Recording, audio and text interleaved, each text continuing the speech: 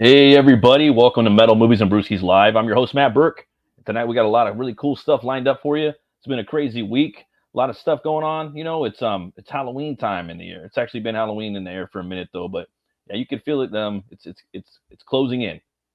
This week the new Batman, the Absolute Batman came in and or came out, and we're gonna talk about that a little bit.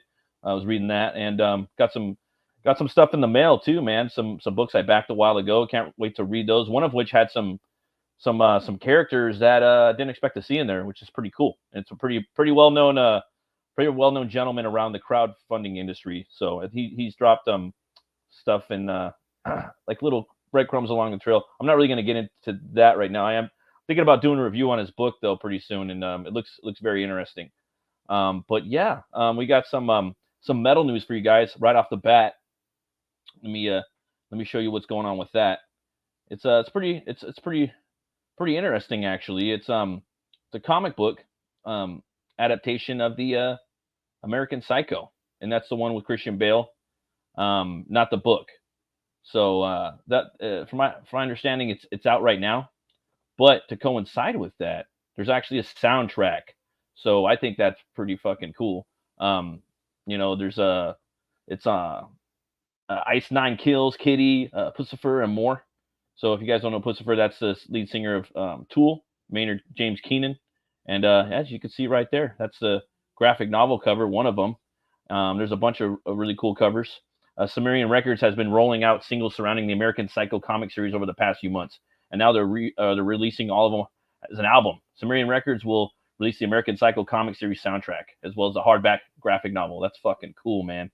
On October 25th. So that's at the end of the day, that's like the foundation of like my channel is bringing metal and comics together. I mean, that's always what I've really wanted to do.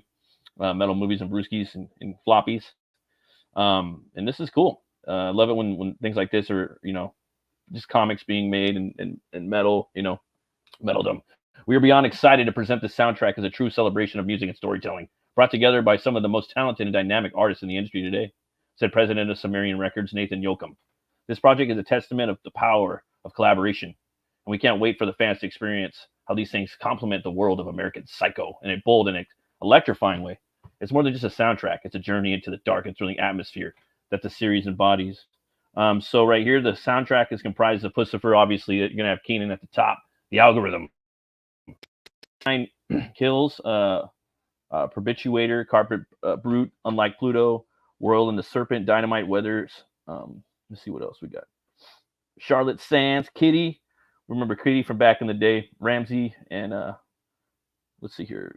Givolo. I don't know, featuring Monica. I don't know who that band is, but yeah, I definitely check this stuff out. I'm thinking these are going to be 80s songs, so it's got that 80s feel to it, like the movies did. Yeah, I got the Pat Benatar cover right here. So Metal Injection's got a host of different songs right here you could check out. They actually made videos, and it's crazy, man. You could really make some pretty dope videos nowadays with just a lot of basic stuff. I know a lot of bands are using AI to do videos, but me being like anti artificial intelligence, yeah, I wouldn't go that route. But yeah, definitely looks interesting. I do like the movie. I know that's how Christian Bale got the role of Batman, was because Patrick Bateman has a lot in common with our boy Bruce Wayne. He's like the opposite of Bruce Wayne. I always thought that he would have been a killer Joker too, Christian Bale. He's got the look, and after you watched American Psycho, you could totally see it. So definitely going to check that out. I think that was pretty interesting. There's also some really cool news that I wanted you guys to check out as well over here. I'm watching the new Hellboy movie now. Have a great stream later, dude. Yeah, I still haven't watched it. My buddy got it. I might check it out. I don't know, man. I got to see. I think it's like $20. You got to buy it now. I kind of wanted to get just the Blu-ray, but I think that's the only way to get it is just to buy it off Amazon and just store it in your cloud forever. Drinking some Kraken rum right now. It's not the new one, but it's the gold one that's been around for a while. But thanks for stopping by, man. Hear the movie's good. I hear the spider kind of killed it for my homie in the beginning, but he did say it was scary. All the comic book fans are saying that the new Hellboy movie is very comic book accurate, which I I can't wait to see. And Hellboy being my favorite comic, I can't wait to see how they handled that. You know, I was really hoping to watch the movie in theaters, but they couldn't release it for one day. I thought that was pretty lame. They should have done at least one day. You know, movies like Terrifier and Winnie the Pooh, they get releases, and you can't get a fucking Hellboy release for one day in a theater. I think that's pretty sad. Pretty sad, because I think the movie would have made money if they would have dropped a couple more mil into the marketing. You know, I would have probably took out that CGI spider and put some money in the marketing if that was possible. You know, I hear that's like a big entrance in the movie is the CGI spider and the train. Maybe they could have had Hellboy roll up in a nice old school pickup truck from the 1950s, or maybe even a fucking horse. Have you seen Hellboy on a horse? No, that would have been a kind of cool thing. Him riding up on a horse into the Appalachia. You know, got fog everywhere. I could just, you know what I mean? And they could have done something else. So I don't know. It's just it really angers me. Let's just say the least. There's also a really cool Mike Mignola documentary that's out right now too. You guys should check out. Probably gonna talk about that a little more on the next show. But there's something right now that I want you guys to check out, and I personally think that it's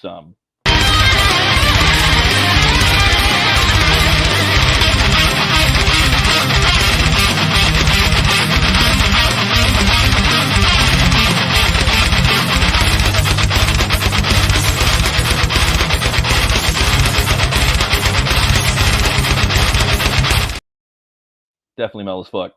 That is Primal. This is still my favorite TV show that I've seen. Like in the last, I don't know however many years, but yeah, this is my favorite TV show. And this is season 3. It ended really epic too, and I can't believe how it you know, it ended just so abruptly. But I thought it was cool. We got this awesome interview with Genndy Tartakovsky. And he talks about a lot of the stuff that he's working on right now. And I recommend coming and checking it out. It's on Collider. Collider gets a lot of the really cool scoops. And he goes into all types of stuff that he did, from like Iron Man 2 to like Samurai Jack, some of the more like adult comedy cartoon shows that he wants to do. And he's just working on a lot of stuff. So the guy from Collider says, I put that on Twitter. I was going to talk to you. And a lot of people wanted to know what the status is for Primal season 3. And then Tartakovsky says, it's coming. I'm finishing up with the 10th episode right now. And so we got 10 more hours. We're in production, and it's going to blow everybody's socks off, I think. Are you guys writing the script now or animating? Where are you at in the actual production? So he says that we're halfway done with the animation already. So that's freaking awesome. When you say episode 10, you mean the script? Yeah, I'm just finishing up the last episode, and about halfway through of it, it's already done because it's all overlapped. Half of it is already animated while we're doing posts on the first 2 episodes already. So we're over the hard part right now. We're in the heat of production. So it's safe to say that season 3 will be released in 2025. He says yes. Season 3 would be the beginning of an anthology. See, that's what I thought. Like it was going to be an anthology series. With anthologies, there are like so many stories that you could do.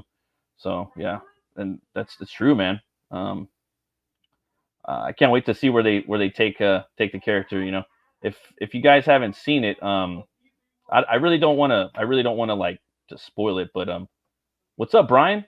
I know you watch Primal, right? You watch Primal? Oh fuck yeah! You're the one who turned me on to Primal, as a matter of fact. I know like a couple other people had mentioned it too.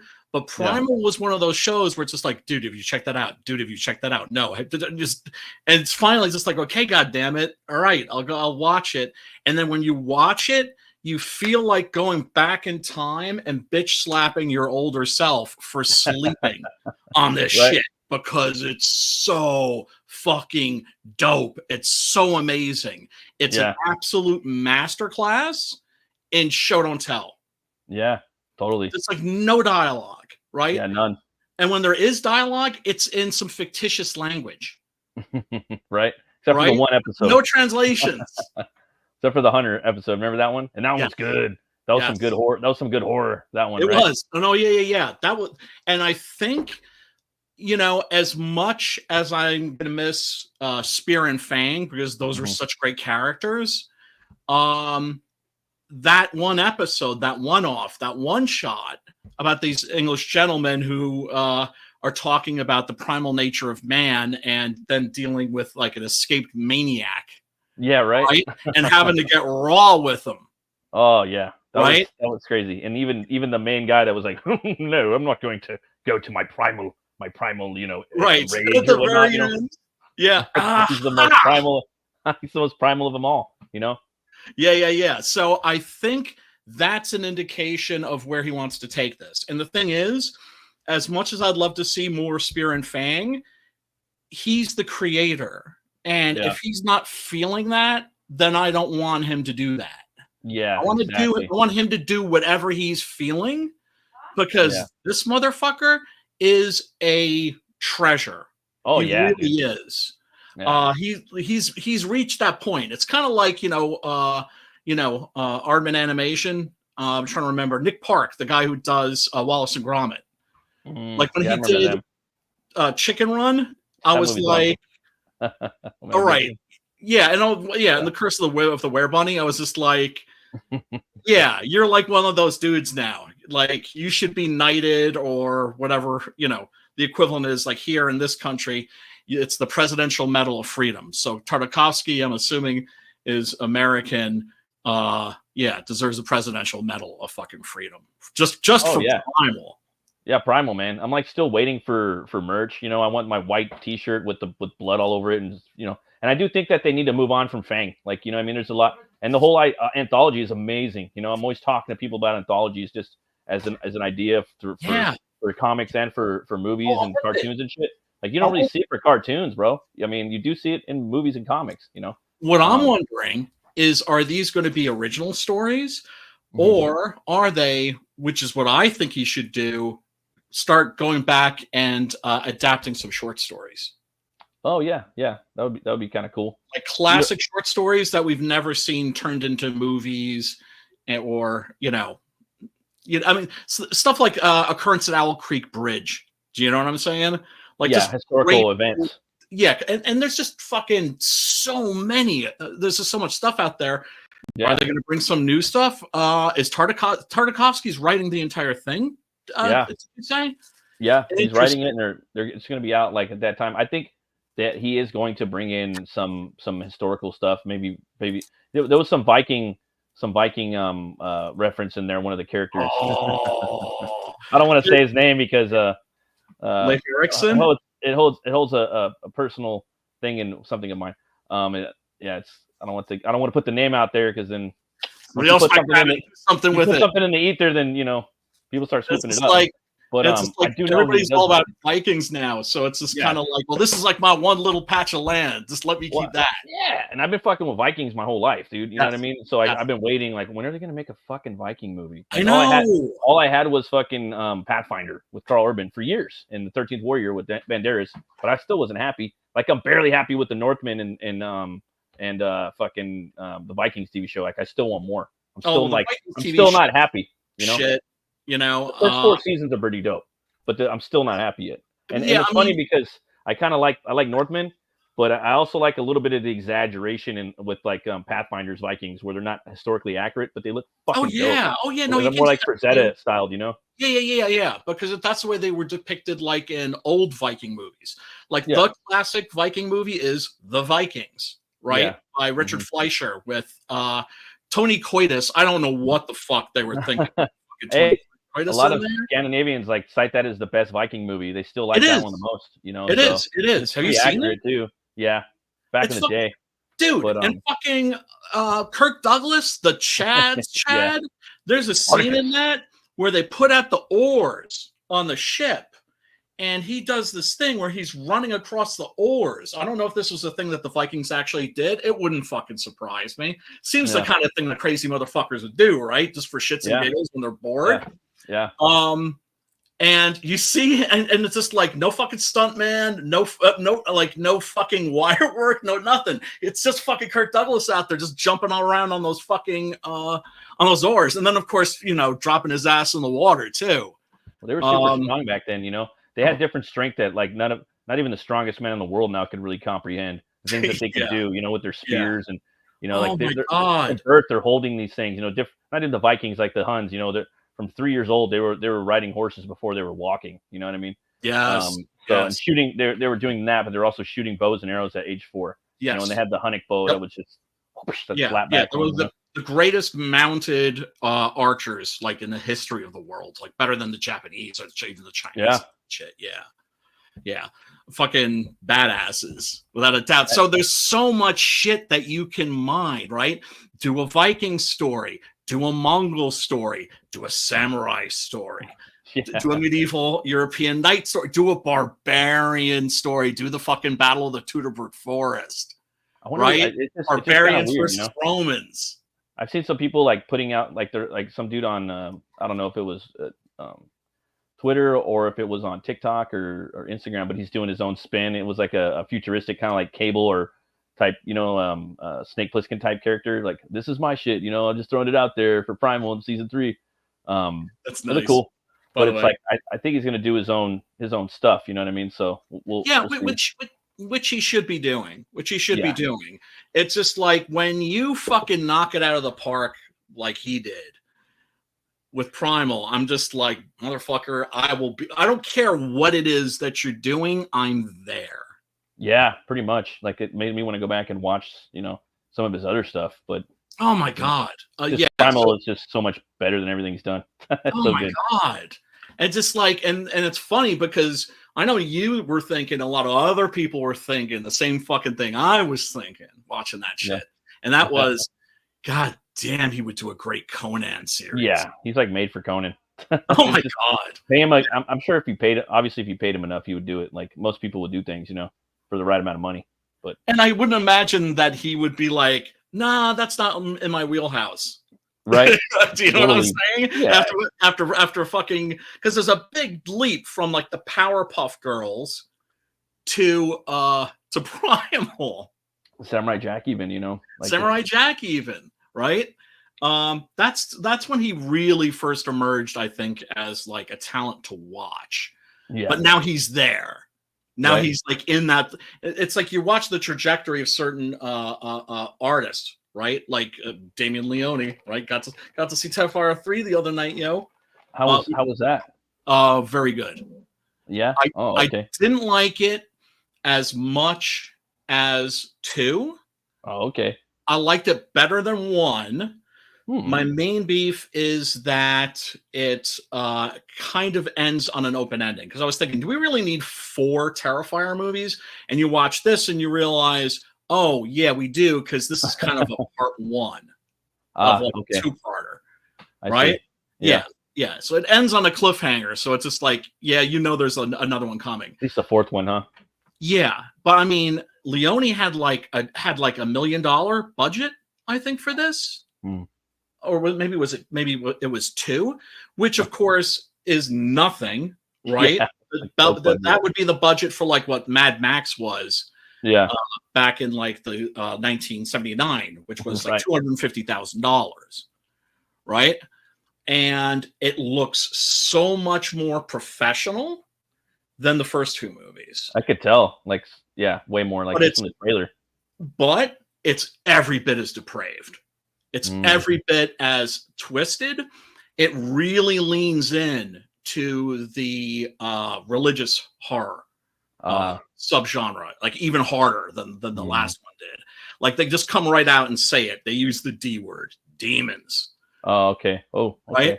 And the little pale girl isn't there. And I have to admit, I missed her, but he has another companion, and I'm not going to say who that is. Yeah, I plan on seeing it pretty soon. Like, I know it's playing around here, so. Is it like in real? Is it in like real theatrical release, or was this just like with the last 2, where it's just like it's just like literally just like 1 screening or like 2 screenings or something like that, or maybe a weekend and then they're out? Because I know they made Mad Crazy Bank.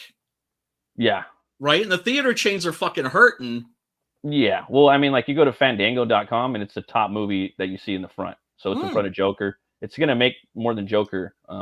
Probably. I know. Isn't that fucking true? That is, and that's another thing too. It's Dude, I'm sorry. I'm like shot out of a cannon today. I'm like super fucking ADD. So if you need to tell me to shut the fuck up, I'll shut the fuck up. But yeah, it's playing everywhere right now in my theater. Like there's 20 theaters right here it's playing at. So it's the everywhere. fact that Leone did this and stayed indie Oh yeah. is huge. Is huge. Because he was approached by the bigger studios.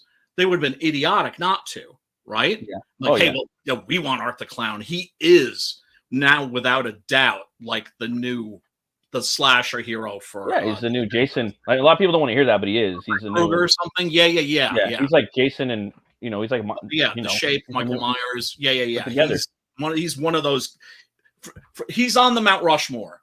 Yeah, he's on Mount. That's what I was saying. He's on Mount Slashmore. Do you know what I'm saying? Whatchamacallit, yeah, it's playing. It's at like 20 theaters. It's everywhere right now. It's at the top movie on Fandango. The last one played for 2 weeks, so I hopefully I could get in there. But I think it's going to play longer, and it's probably going to do more money. And he's just everywhere now. Like he's going into Spirit Halloween stores and scary people. Yes. So the promotion's even better now. I know there's got to be one near me. I got like a ghost mall, virtually a ghost mall near me. So I'm hoping like, I should head over there and see if the Spirit Halloween shop is open, because last thing I'm going to say about this, so you can carry on with the stream. I'm madder than a motherfucker because I went there expecting to get the Art the Clown popcorn bucket. Okay. Where it's like his severed head, right? And you're just eating fucking popcorn out of it. They didn't have any of those. Well, if they've had a lot of it where I'm at, like they got so if I see they had the plushies of him at one of the spirits in my house. They did, dude. Literally, this was all they had. Oh, wow. And I'm thinking they were probably not ordering this shit because they're like, well, who's going to show up and watch this? Yeah, right. It didn't occur to them that's like, yeah, guess what? Every one of the motherfuckers I was online with, and that's the other thing that's crazy too. You go to see this movie, you're with a bunch of fucking deviants, and you all recognize each other as fucking deviants, and everybody's like super nice to each other. Yeah, it's so funny. Like metal. Yeah. No, it's cool. It's a major positive for the indie scene and for the movie scene world. And for Halloween too. I mean, it's helping out Halloween, the spirit sort. Like it's just helping a lot of shit. I know it's getting banned a lot of places, but I do know also. Yeah, I do know also that what's his face? The guy playing Terrifier is like David Newton Howard. I forget what his name is. He's incredible. He's incredible. He's a great actor, and he's been campaigning to play Joker for like the last 10 years. He's got a bunch of videos on YouTube. And, oh my god, he does a great job. He kind of sounds like Mark Hamill a little bit. And, really? Speaking of check him out. On YouTube. He's got a YouTube channel too. I subscribe to him. But speaking of Joker, man, you should see the new. I don't know if you read the new Absolute Batman. A lot of people love it. A lot of people hate it. And that came out this week. Yeah, I picked it up. It's sold out, and it's on its third printing. The third printing doesn't come out until November, so it's helping the comic industry. A lot of people, don't go to stores anymore. A lot of people aren't talking about comics. There's a lot of people doing reviews on this on TikTok, on YouTube, Twitter. People are talking about comics again, which is a good thing, right? Yes. A lot of people are hating on it for stupid shit. It is an alternate universe, so it's a different, sandbox. So you could do whatever the fuck you want. You know what I mean? So a lot of people are mad because Barbara Gordon's black, and I'm like, dude, they've been race swapping characters in Batman for like 50 years, like with Catwoman and Billy D. Williams. So it's not something alien. And you can do this because it is also a fucking Elseworlds. Yeah, it's a different universe. So so it says DC All In. Is that what they're calling this, or are they calling? No, it's absolute line. It's just no, All In is just like a sales pitch.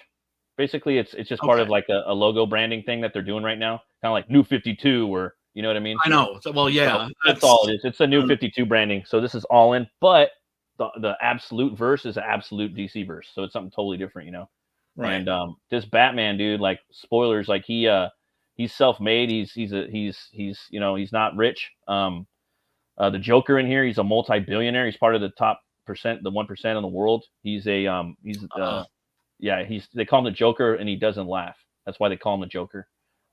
He's killed all the League of Assassins. He's been trained by the League of Assassins. He's been trained by Ducard. So he's basically like the switch of Batman here. They haven't shown him yet, but Alfred works for this like kind of secret organization, kind of that's like probably like a UN Black Ops like special like force, you know what I mean, where he's assassinating people all over the world. He's been trying to find the Joker for the last 5 years. They took him off that because there's so much fucking crime in Gotham that they needed him to go there. But they told him there's a vigilante out there in the streets right now that, you got to look out for. If he engages with your observation, we need you to take him down. This gang that basically is being ran by the Black Mask. He's they're called the Party Animals. And they wear these like gorilla skull masks. Okay. And they basically like they murder children. They do it the worst shit. They're the worst possible scum you've seen in Batman that in recent memory that I can remember. I don't remember like mass murdering going on. So there's mass murdering going on. Batman, he's self-made. I can keep going on and on. The story, it's fucking incredible. Like either you love it or you hate it. Like for me, I thought the character was cool. Like the design, I was like, yeah, I dig it. He's got the big ears, from Kelly Jones and Bernie Wrightson. He's got the big Miller physique, and then he's got the little straps like Eric Draven. But I didn't know everything has a purpose and a tact. Right. He's an ex-football player. He's been arrested. He disappeared. He went around the world. He learned some shit. He knows Muay Thai and the battle axe, dude. Some dude comes at him with a big cleaver. He's like, how many people I've murdered with this cleaver? With his hand. And he's like, so I took his hand. So he chops his hand off. So this Batman like murders and mutilates people? No, he doesn't kill, but he'll mutilate. He'll break your bones. He'll chop your shit off. You know so what I mean? Like cripple people. Yeah, but he will not. But he doesn't kill. Yeah. All right. And his mom's still alive. Gordon is the mayor. Killer Croc is like his best friend. It's Waylon Jones. He owns a gym, so they like hang out together. Is Killer Croc still a monster, or is he a guy with a skin condition? Neither yet, but he does have a pet alligator he's bringing in. He's like, I'm using this for branding or something, Okay. But that's a lot of spoilers for you already. There's probably a couple more, but it's just like it's gonna be hard for you not to get spoiled by it. The big spoiler was the Joker thing at the end. And it's just fun seeing it. I know the big thing is that like they got to rebrand the character because they're going to be losing the copyright over the next 10 years. But are they for real? Yeah. So this will be good for another 100 years, right? So he's that different, but it's cool, man. Like I kind of like Batman not having all the resources, to be honest. Like if I was going to redo him, I probably would make him like a self-made man. I think that's cool. It's relatable. Like he literally has to get big and strong to fucking get that way, But that's not, to me, that's not the essence of the character. To me, the essence of the character is Zorro, right? Basically, he's Zorro meets Sherlock Holmes. Or Lamont Cranston. It's just a white guy, coming in with some money or going to the East, learning some shit, It's so they're breaking that. It's the person that, like I said, it's asking the question, what if the nobility were actually noble? Right. That's Zorro. That's Zorro. And Batman's just sort of like a modern urban version of that. He's somebody that is entirely unselfish and entirely about dedicating his life to making, to try to prevent the same kind of tragedy that wounded him so deeply happening to other people. But it's funny. It's like if you were to make this character like just call him like some other name, right? No one give a fuck, and it wouldn't bring people into comic book stores or do any of that. So I understand where you're coming from. It would be kind of cooler if it was a different character and was drawn the same way and written the same way, but no one would give a fuck about it. They wouldn't run to the stores. It wouldn't help the industry like it's helping it right now as far as bringing back people. You know what I mean? So I think that's the only kind of thing that's like a catch-22 or whatever about it. You know what I mean? So I could see why they did that, and they got to rebrand it. But for them to swap it around that much, it's going to create intrigue. It's going to help them fucking keep their copyright intact, and it's going to bring in new people. It's going to bring in normies. It's going to bring in people that missed out, the whole generation of people that didn't even draw comics, that just kind of passed it by. The ones that watched Avengers and Thor, and they weren't represented in the comic books. They were like gender and race swapped. So that whole generation's gone, and so now they're kind of coming around, some of them. And I think it's because it's Batman, and you're recalling it something different. Or at least it's doing a new universe. I think that helps out a lot because of that. It sucks, but yeah. Well, I get what he's doing. Like, actually, when it clicked into place for me was when you said that the Joker is like a 1%er, is a billionaire. dichotomy. Yeah, and that's kind of how it is, though. Oh, so they sort of traded places. Yeah, they traded places to a certain degree. I mean, you could look at it that way, but again, you never really know who the Joker is. And then 2, you don't really see that many multi-billionaires. Like, it's never really heard of, like them going around and doing that much. I mean, No, most of them are private. The people that really run shit, like you don't know what their names are. Nope. And then there's like, I mean, you get your Elons. Like he's probably yeah. The people that are like that could buy and sell Elons and fucking Jeff Bezos's. And then you have the relatability factor, like, oh, well, I mean, that could be my cousin or my brother-in-law. He's an engineer. He's fucking smart, and he works out, and he hates crime. His dad was murdered, or you know what I mean. Like, I don't know. It's just a little more relatable. You don't have a cousin that's a billionaire that, like, I don't know. Of course. It's more, Well, I mean, Batman's is a fantastic character, right? Yeah. It's a total flight of fancy, just like Superman is. Mm-hmm. It's just, Batman is the guy that doesn't have any powers and is just a costumed vigilante, right? Like the Shadow, like Zorro. Like, I would read this if he was all red, if he was like all red or all green, or you know what I mean, and it was just the name was changed. You know what I mean? Like he was like, Bat Dude or something. I don't know. I don't really give a fuck about the name, but I would still have read this book. You know what I mean? I think it's and they would have just basically Nosferatu the fuck out of it. You know what I mean? Like if they would have just changed all the names of all the main characters, and I would have bought it and I would have loved it. I'm like, this vigilante's cool. This would be a cool Elseworlds Batman. Like if I had picked it up, Well, yeah, I mean that's kind of how I'm looking at this. If they say it's in a different universe. Oh yeah, definitely. And the thing is, if they would have done that book with Scott Snyder, nobody would have gave a fuck, and nobody would have read it, and nobody would have really went out and said anything, and it wouldn't help the industry at all. Now there's all kinds of shit, like just they've been talking about it. It's actually helped. It's getting people back in stores and selling out. So really. Yeah, right. It's like if you go over, I mean, it's sold out. Like wherever I've gone, like there's no more of it. And it's all over Twitter, all over Facebook, everywhere, man. Everyone's talking about. What up, Preston? Yo. I like this series. To be honest, they're saying that it's sold out there, but it isn't. Like there's tons of books out there. See, I didn't go this Wednesday. I didn't go on Wednesday, so I got to go on Wednesday. I mean, next Wednesday, I guess. Yeah, they're sold out. Like I've heard people like there's stacks of them, bro. And like where I'm at, they're fucking sold out. There's only 3 variants, and they're all like $30. Yeah, the regular one, and I had it on my pull list, so I got it on the pull, so it's like once a month. $4. I'm actually thinking about getting it. Actually, yeah, it's fucking dope. I don't know how the next I'll read an issue. I'll give it a shot. I don't know how the next issue is gonna be, but we'll see. You know what I mean? I did get that Church of Hell series in. Oh, I've heard of that one. Yeah. Well, I got an add-on. It's the Dead Kingdom of Flies, and it's written by Alan Grant, and it's with and Simon Bisley does the art. What? Simon Bisley actually drew himself in there as the villain of the series. Damn, like it's fucking sick, dude. And the thing is what you're talking about now. Okay. Yeah, they had somebody ink Simon Bisley's work like in there, like it wasn't, and they actually did a pretty good job. It wasn't too bad. They actually left some of his pencil work in there. Yeah. So it was like they just put inks on it and just left it raw. Like they never tried to clean it up too much. So yeah. This is cool. It's fucking pretty cool, huh? Yeah, I can't wait to see the new Hellboy. I want to watch that. Yeah, but I don't know. It's $20. Beetlejuice it's not that good, dude. Dudes, did either of you see the new Salem's Lot? No, I did. Not yet. The thing about that, I seen it, and at first I was like, this isn't. I was like, what the fuck is this? They're hiding out in the fucking back in the trunks of cars. That's right, the drive, man. I know it's dog shit. It's dog. They shit. actually, but you know what? They actually, what's fucked up is they actually did a good job. I agree. on the vampire. You know what I'm saying? Yeah, Barlow. They did a good job of Barlow. But Brian, you seen that white kid in there, right? The one that he's also in The Boys. Yeah.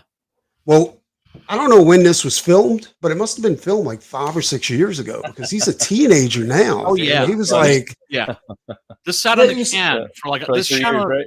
That's the thing. People were expecting this to be bad because it sat on a shelf for like 3 years. 3. I think it was a 2 or little bit 3, more than 2 or that. Like 3. it's been a while, dude. Yeah. Because that Even if dude's it was like 4 years ago and it's set for 3. this dude's like he hit puberty. You know what I'm saying? Like back, it looked like he was like 7 or 8 years old when they filmed this thing. It's I'm fucked like, up. It's really fucked up. Yeah, Yeah. but It's damn dirty. I don't know, dude. Like it was just something was just weird about the whole god. It never felt like Yeah. a movie. It felt like a TV movie. You know what I'm saying? Like And it just an awkward one, right? Yeah. The actor who plays Straker, for instance, right? And that, which is a pretty important part, right? yeah, Like if you remember in the I don't know if you guys have read the novel, but the Toby Hooper miniseries, that's pretty accurate to the novel, right? yeah. Even with some of the subplots and shit. But one of the things that makes that fucking movie sparkle so much is fucking James Mason, Yeah. right? Yeah. Right. Your faith against his. Yeah, they kind of fucked up with that. Like I don't know, I can't. And the That guy dude that- looked really familiar, but The he guy that wasn't they get for- good.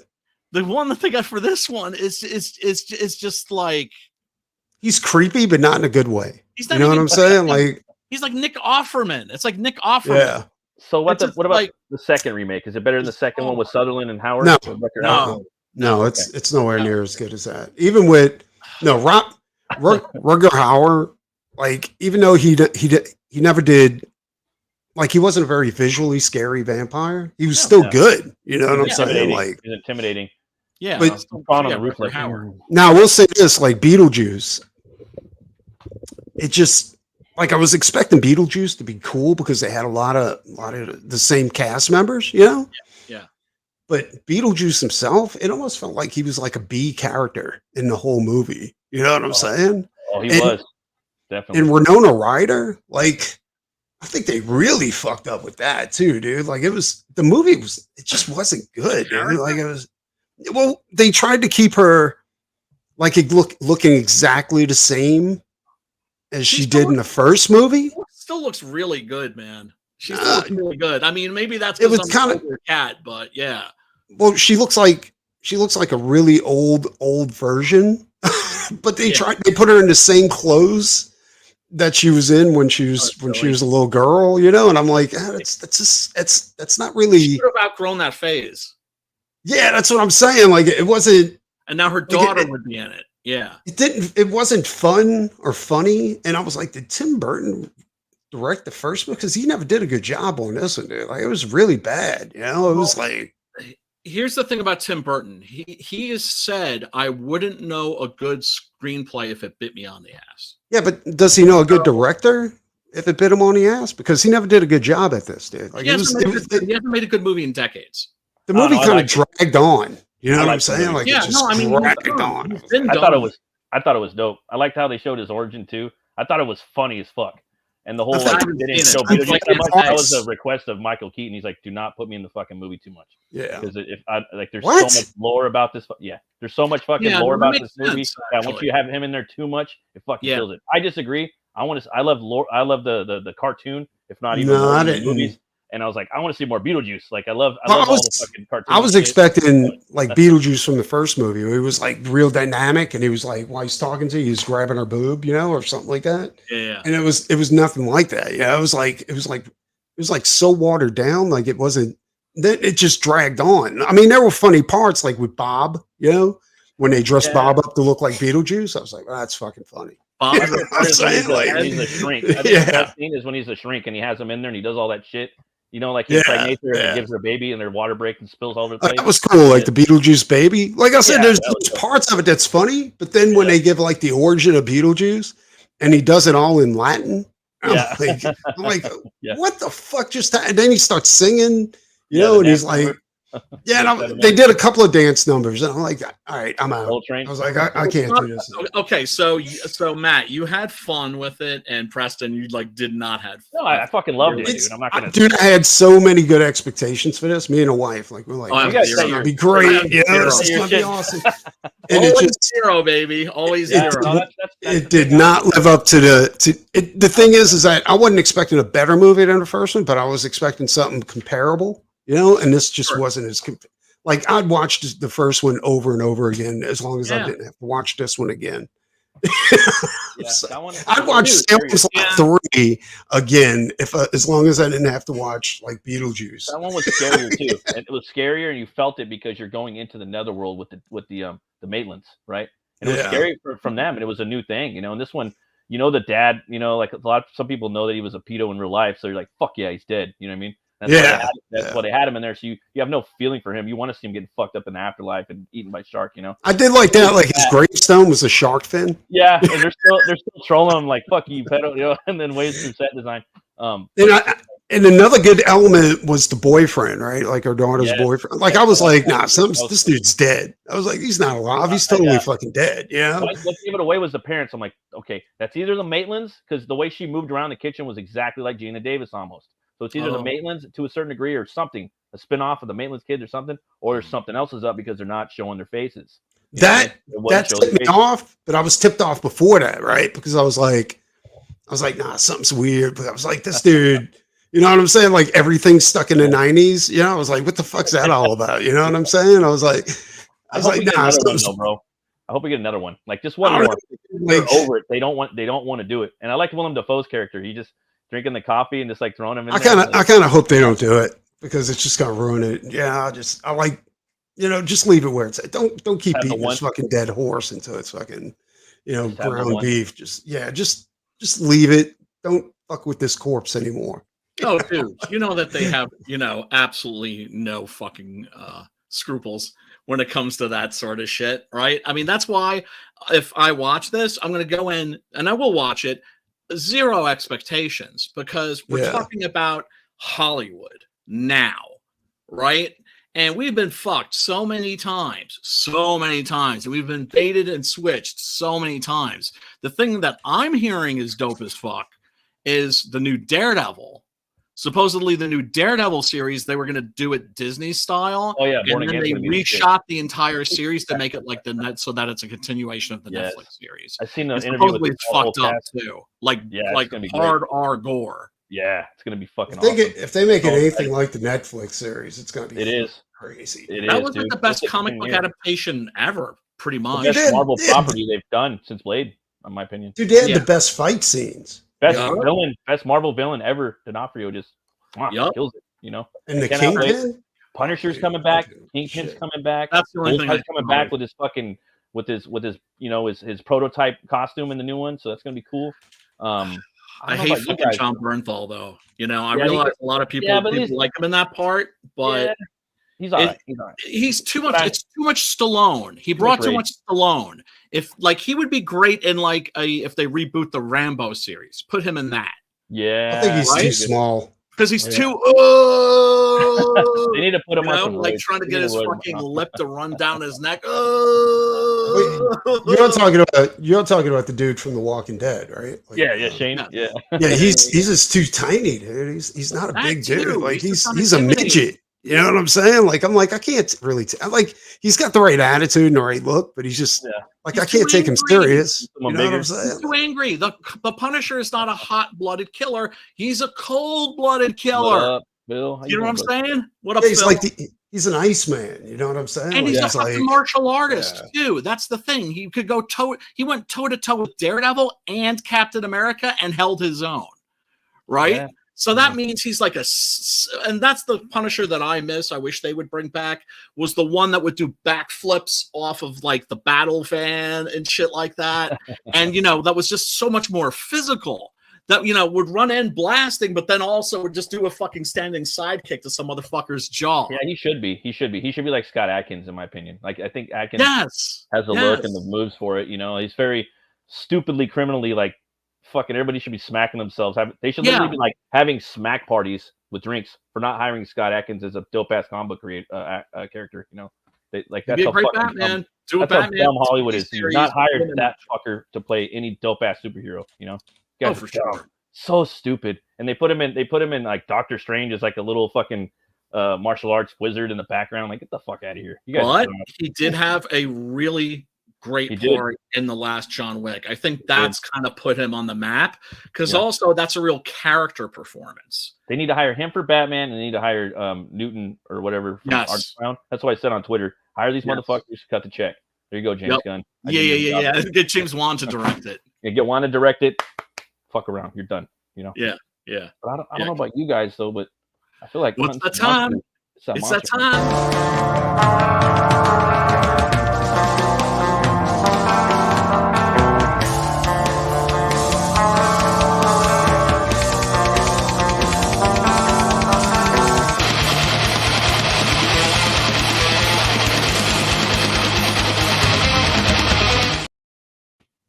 Devil monkeys. There have been reports of devil monkeys, Devil monkeys, which are large baboon-like primates that are now being spotted in the woodland areas near Flagstaff, Arizona. The eyewitness said that she noticed her dog was acting very agitated and scared when they were on their hike throughout Mount Eldon, the forest trail. When she noticed a small group of primitive-looking creatures scurrying through the rocks, she described them as 4 to 5 feet tall, very quick and agile. These creatures are called the devil monkeys, right? Devil monkeys. You guys ever heard of devil monkeys? No, I'm Always guessing. done mandrills with devil monkeys. I'm just gonna throw a quick guess out there. From that picture, is that maybe these are baboons that somebody had as a pet, and then they got loose and started eating people's dogs. That's like Tiger King shit, right? Like a lot of people do that, or they have a menagerie, like the Beast of Gévaudan, right? Unique species of monkey have been described as being about 3 to 4 feet tall, although some eyewitnesses have sworn that these furry fiends can reach a height that is in excess of 7 feet tall. It seems clear, that's however. Some big shit right there. 7 feet tall. Jesus. 7 feet tall. Imagine a baboon that's 7 feet tall, like Bigfoot. Hold my beer. Oh, like that'd be so terrifying with his big old like blue butt cheeks, like Rafiki shaking around. Just walk around with fucking fang. Fucking stick into your fucking skull. Walk around with a rosary and just give yourself last rites. Like a fucking like railroad spike teeth going right through in one ear and out the other.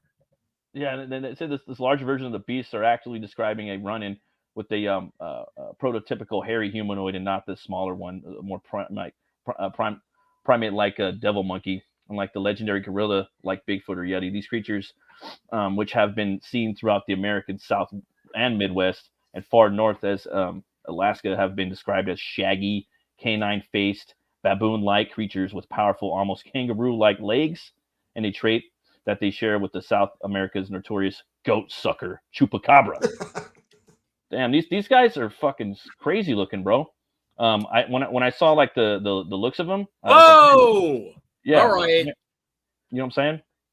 Well, because the illustration at the top was just an illustration of an actual baboon or a mandrill, right? Wow, these are like monkeys and wolves put together. What the fuck is that? Can you blow that up? Oh, what the? Is that a puppet? Oh, that's the looks like a one. kid's drawing. Yeah, dude, look at that.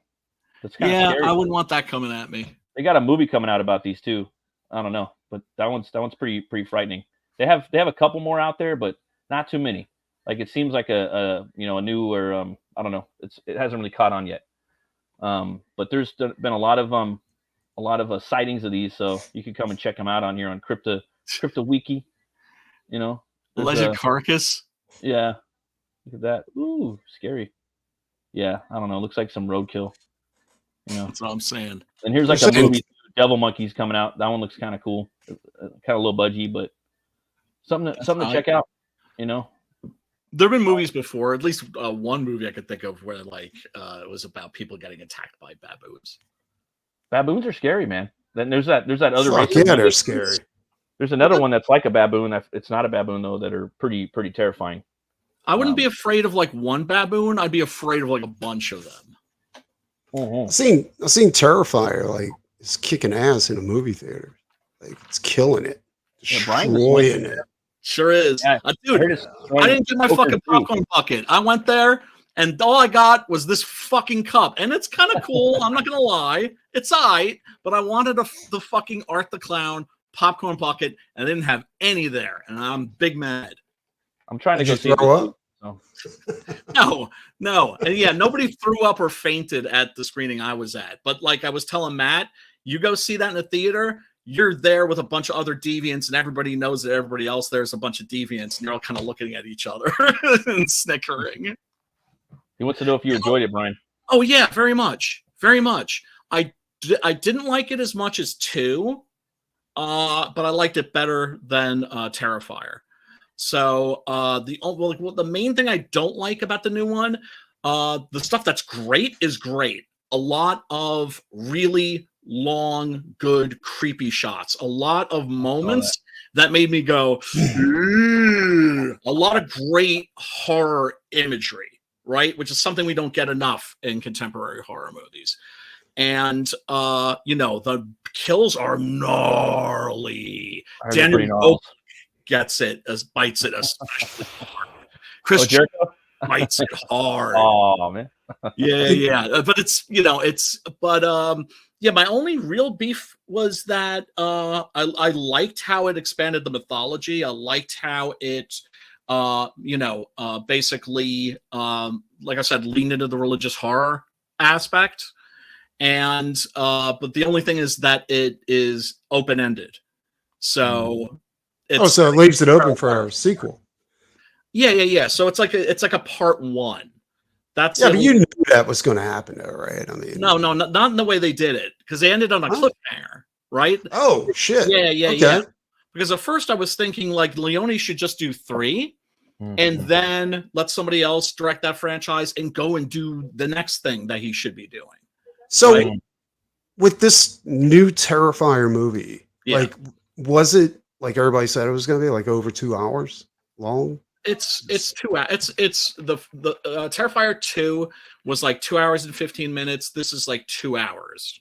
Okay, so it's not too bad, I guess, right? I mean, it's not, but that's the thing. You can tell it's like a part one. And the thing with Leone is that Terrifier wasn't the movie that he wanted to make. It's the movie that he could afford to make. Yeah. Terrifier 2 is the movie he wanted to make. That's basically, was supposed to be the first film. That's why the Funhouse in that is called The Terrifier. That's where the entire franchise gets its name, is from that Funhouse, which wasn't in the first one, right?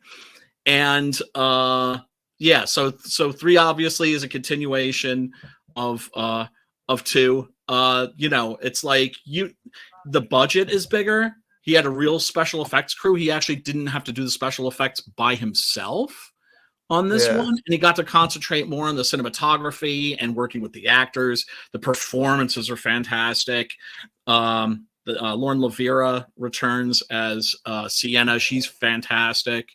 And David Newton Howard is just fucking next level in that. He could play the Joker, man. He looks like a classic like Joker from like the 70s or 80s or even 60s. Like, well, they said it was killing the Joker. Like it destroyed the new Joker film. That's what I heard. As far as people liking it, I heard that the money is going to make it too. Dude, for the indie world, the implications of that are fucking huge. Oh no, it's monumental, dude. I was like, this is it's inspiring, dude. Fucking indie sleazy horror movie fucking blew the fucking Warner Brothers A-list production out of the fucking water. That's all I can say is like Terrifier, like he's gonna be able to like live off that movie for the rest of his life. I think for sure. What I've seen, do any of y'all have Hulu? I do sometimes. I like Hulu though. They put out some dope shit. Like, did you see? Well, they got a new horror movie called Mr. Crockett. Oh, right? Okay. And it's kind of like an evil Mr. Rogers, except that's creative. But all the horror effects on there are like traditional, at least most of them anyway. Like they got like these evil looking fucking puppets like off of Mr. Rogers and shit, Yeah. Dude, he goes in there and like some of these kids are abused, right? And he goes in there and he like one of them's a heroin addict and he tries to shoot him, and he's like, and then instead of like bullets coming out of his gun, bubbles come out, and he's like, oh, it looks like something's wrong with your gun, isn't it, Tom? And he's like, I can't fucking move. So Mr. Crockett goes in and moves the gun to his mouth and he goes, go ahead and shoot yourself. He shoots himself and a bubble appears in his mouth. But the bubble keeps getting bigger and bigger and bigger until it makes him like a flip top head. Oh, metal. It's fucked up. Dude, they got some sick shit in there. Yeah, you got to check it out. It's fucked up. That's fucking great. Like he's like, I don't think he really had a TV show when he was alive. He was trying to make a TV show, but he was crazy. And he had like this hand puppet moose. And the moose told him to go fuck himself. So he took a hammer to the moose and like killed him. He's like, fuck you, motherfucker. And he bashed his hand in the ground meat. Damn. So he tried to kidnap a kid when he was alive, right? And because the kid was being abused. And he brought him to his house and they were living there. And what's weird is that not only do they have traditional puppets, but they also did traditional 2D animation for some of the scenes. Oh, Right? So it was like, it was just fucking crazy. And like you see, he actually has a place in hell. And the deal is that he gives hell the parents and he gets to keep the kids in his little portion of hell. Right. And every now and then you can see past the illusion. Like it's not all like happy and fun. And then you see like what it really looks like. It's like really evil and like fucking. What movie is this? Crazy. Mr. Mr. Crockett. In the Mr. moon. Okay. In this place is like it's his face, except it's all fucked up and bedded in the moon. It's like bleeding this black liquid. It's fucking crazy. Like, So you would recommend it then? oh yeah, dude, it was good. It was Hulu really does good. great movies. Like, They do great like horror. Yeah. Like it's all their shit's fucking pretty dope, dude. Like I mean, like Yeah, Prey was dude. dope. Prey was fucking dope. Hellraiser was dope. And I know that, and Mr. Crockett sounds good. And I know there's one fucking another movie. Like they've been, and it's Disney. Disney Yeah. owns Hulu. yeah. That's their new Buena Vista Dimension. You know, what was the other one? they did? Right. I'm watching Hellboy tonight. I want to Oh, check you that out. bastard. See. You brave Everybody's man. watching Brave that. soul. I'm just so butthurt about it. Like I was talking I about. don't that think on- it's gonna be good. I got to be honest. I My don't. buddy said that the special effects, like it kind of ruined it for him. Like you could tell you're watching a sci-fi movie right off the bat. Well, it doesn't even look like the guy playing Hellboy is that good. You know what I'm saying? But I'm like, let me check it out. It seems like it might be pretty good. Yeah, It doesn't for seem me, like they're going the fantasy route too much. It it's feels horror. like it's it's all going horror. like a Rob Zombie type of horror. You know, It's I all don't know. horror. And all the comic book fans say it's for the fans. Like and all the comic book fans love it. It's just normal people they say are not going to like it. My buddy's a Yeah. normie, and he was like, yeah, it was definitely scarier. You know what I mean? Like they do a lot of. Was it? practical- Yeah. I'm gonna So check that- it out. I'm gonna check it out It's tonight. Richard I'll watch Corbin. it. It's from the scariest Hellboy story ever. Hellboy's my Yeah. favorite comic book ever. That's a great that mini series, the Crooked Man. That Yeah. that, Like Corbin, that Mignola. fucking Corbin. Oh my Yeah. god, dude! The So fucking good. art in that is fucking amazing. And they're shot. I gotta for check shot. that out. Shot for Oh, shot. great. Brian Tyler did shot for shot almost from there. They did a couple of stuff from one of the other stories, just a little bit in there, but I mean, I already know all the shit about this movie. I already know. I'm really butthurt it didn't get put out. Like I really wanted to go see it. I'm just kind of mad. In Europe, you can like go overseas, buy a ticket Like, I overseas. want my DVD, so like I'm like a big Hellboy fan, and I'm like the most butthurt, so I'm gonna see it last. Did you play the new video game? No, it looks so good. It's so like Mignola style out, you know. I would play it. I do have It's Science of cheap, Evil. too. It's like Science of 25 Evil bucks is a or something. fun beat 'em up. I don't know if you guys played Science of Evil. That one's fucking dope. I got it on PlayStation Oh. 3. Ron Oh. Perlman does a voice. So does Doug Jones and Linda Blair. I'm They gonna all have to check that out. It's a fun I- game. It's a beat 'em up though, you know. What's I it don't- called? I don't know. Science of Evil. Oh, is that a Hellboy? Yeah, it's a Hellboy game. It's a beat 'em up. It's 3 player. It's 2 players too. So I mean, like I could be a Sapien, you could be Hellboy, and go around. Does and it have a fuck- storyline to Yeah. it? Yeah, it's dope. And you're fighting Does? Nazis, and you go to like the Middle East, you go to Japan, you're fighting flying heads, I like- samurai. The Like Okada. every now and then. Every now and Yeah. then, I like to watch the cutscene movies that they have from the video games. Oh, they're so great. Oh, for yeah, the they're good. DVD special Are they- editions. Yeah. Dude, especially the aliens cutscene movies where the fucking robot android has an alien in his chest. The one that I love, What's that, brother? the one that I love, the one that I love that they animated was where Hellboy gets introduced to flapjacks, Oh yeah, the pancakes. the pancakes. He's just like, I don't want them. And just like how do you know if you don't try? And he just has his first taste of pancakes, and they're like howls and shrieks in hell.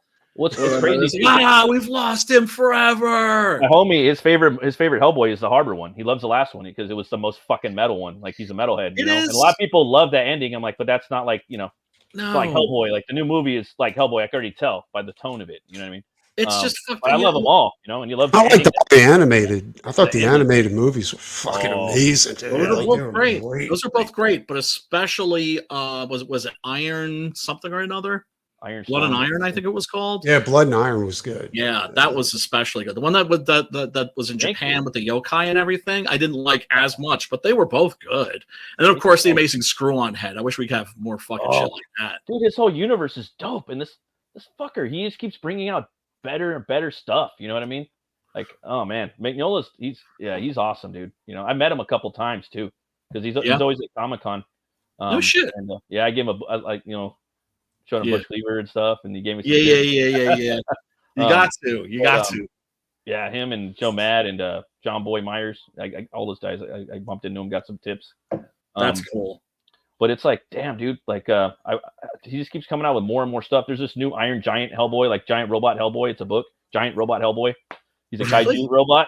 Yeah, really? like, I want to read it. Fucking awesome. Like I would buy even the shit that he ain't writing is like even when I read it, it's fun, it's entertaining. You know what I mean? Even if it's a BPRD book, he's fucking stamping it. You know what I mean? He's approving it. You know, and then he's bringing in new characters. He has his own Frankenstein book. I want to read his Frankenstein. I tried to read that. I didn't like it so much. I wasn't crazy about it either. But then again, it's just like Mignola. It's like sometimes he needs a better writer. Well, you know, and sometimes his writing's okay. I thought the very first Hellboy story wasn't very good. That was written by John Byrne. I just don't think that John Byrne is. I think Matt might like Mignola's Frankenstein. I didn't like it because it didn't fit my vision of Frankenstein. You know what I'm saying? Like the monster, right? Or it's not that it was bad. It was just, I just didn't like it. Just didn't fit what I liked. In the Hellboy canon too. I guess it's his. It's in the Hellboy canon too. So. Wasn't he a boxer or something like that? No, he has to fight him, and then so he makes an appearance. The monster makes an appearance in another Hellboy story, and then Mignola decided to do a spinoff because it's all about those Hellboy spinoffs. Dude, I need to. Lobster Johnson, BPRD, and all that stuff. I never picked up Hellboy in Hell either. Like that's for me. It was like it ends there. Not that you're good with that, but it's like the Hellboy in Hell. Like, did you see Godzilla in Hell? No. Yeah, there's a whole series of of comics with Godzilla in Hell. But yeah, you never knew that. Except it's not like a code. It's all done by different artists too. Like each book is done by different artists. It's interesting. Actually, pretty good. It's not bad. It's a cool fantasy realm, Yeah. Oh, anytime someone does it, and like Hellboy, when he's in Hell, he's taking out his cousins and his uncles. He's fucking murdering them all. That's what Hellboy in Hell is all about. It's dope because he's half human. It's funny. His mom is my my aunt's name, Sarah Hughes. Oh no shit. Yeah, I was like, damn, that's crazy. And I guess there's a Matt Burke in Salem's Lot, my buddy. Yes, there is. There is. I was going to mention that to you. He's taking your job, dog. I'm like, I know they could have had me, dude. I could have been that dude. You should sue. You should sue Stephen King. Like cop or something. Like you could have gave me that role. I would have done it. There's a lot of Matt Burks. It's turning into the fucking the Burke Stone. Hail James Hurley, Brian. What up, James? What's your thoughts on your boy Zach defending Batman and Robin? I mean, what Batman and Robin? The movie? I guess like the Joel Schumacher movie. Look, I don't know what your boy Zach is doing. George Clooney? I think he's. Is that what you're talking about? I'm sorry. What's that, Preston? The George Clooney movie? Clooney, yes, the one with Clooney and Schwarzenegger. The Austin. To this day, I tried to watch that movie all fucking times, dude, and I cannot make it past like the first 15 minutes. Like either I fall asleep or I end up just turning it off because I'm bored. I get mad when I watch it. You know what I mean? Like it's fucking horrible, dude. He's my favorite comic character. Hellboy is my favorite comic, but my favorite character is Batman. It is a gay movie. It is a gay movie. It's you know what I'm saying? Basically, what Joel Schumacher did was he took Batman and made Batman gay. And by Batman, I don't mean specifically the character, but the whole thing. He just made it a gay extravaganza. Adam West, and actually, I thought it was just fucking terrible. Like the way it was shot, the fucking costumes, everything. Paulus dialogue. The dialogue. It's terrible. Bat ass, like, dude, come on. Bat nipples. Bat nipples. He didn't have to do that. He could have made a dope ass Batman movie. I mean, look at fucking Falling Down. Look at the Lost Boys. Lost Boys. And he said he was going to do that with the third movie. He was going to have the Scarecrow played by Nicolas Cage. That would have been dope. I can tell you what we're doing until it was based on the TV show. That's the thing. until Halloween. Like we're watching all the horror movies we can cram in till then. And first off, I got The Fly in my queue, the original Fly with Jeff Goldblum. Yeah. That's a great one. The But best for remake me, ever it's made. like in October, it's all like mostly about the Hammer Time and also Yeah, Universals. Do you know what I'm saying? absolutely. You Well, I know, used to do that with my kids when they were little. Like we used to do all the black and white, like Universal movies. Yeah. You know, and then a few of the Hammer, but not too many of the Hammer, because I had to catch the Hammer on TV. You know what I'm saying? Like it wasn't or cable, but it wasn't easy to get Hammer movies back then. You know, unless you had them on I was VHS. lucky. Hammer Time. I was lucky. They used to show them every Saturday afternoon. Local station would have creature feature, horror theater, whatever, and then kung fu theater. And so it was usually Saturday meant like Hammer Time, usually one of the Draculas or one of the Frankensteins, and then like a Shaw Brothers movie. So yeah, that's how I developed a love for both of those genres. And they always kind of associate them with each other too. But yeah, no, I mean, you want to give your kids age appropriate horror education. You don't start them off. Well, it was film. Well, we also watch Godzilla, Alien, stuff like that.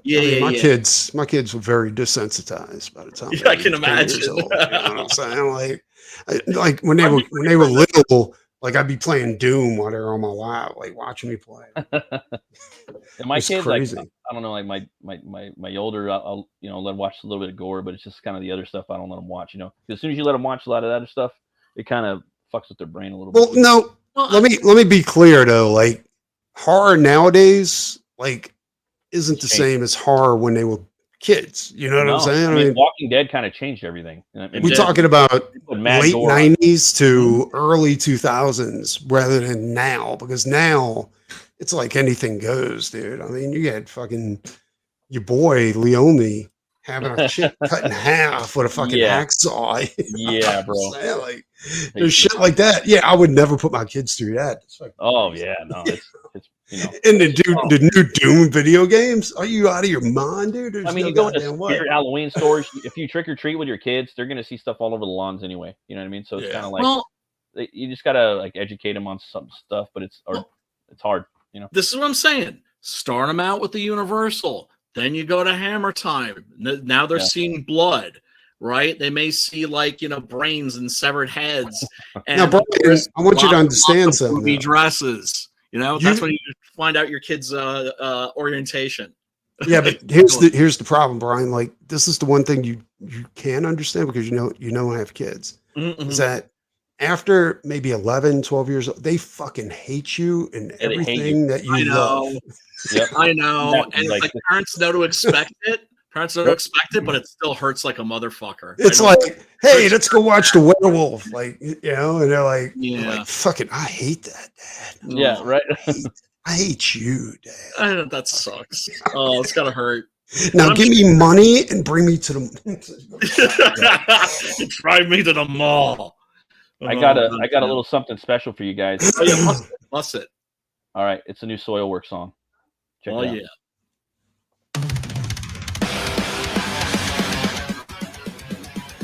And James Hurley says Body Snatchers from the 70s. Oh, that was awesome, dude. Awesome. Yeah. Horrifying.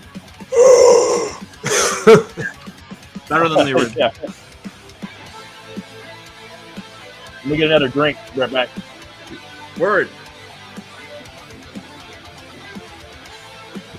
Yes, Preston. Now everybody's going to be watching you watching this video. No, they're not.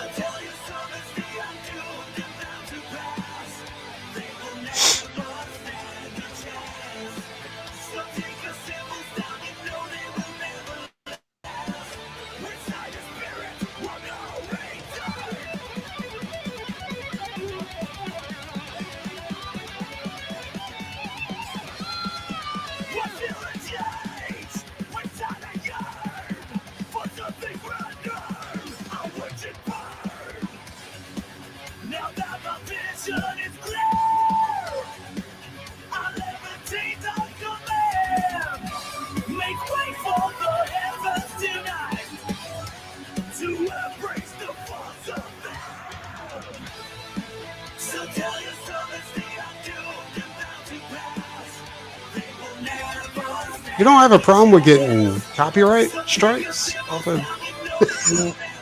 Yeah, I do, but I'm not monetized. Yeah, that's true. I like this. This is pretty cool. Pretty dope. Yeah.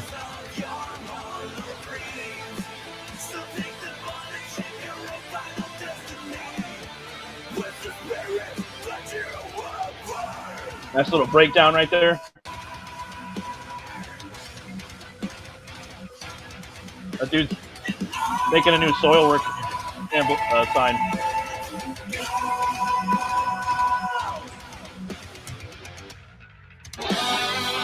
Oh, that was badass. That dude's badass. He's a good bass player. I knew you'd get a kick out of this song. Yeah.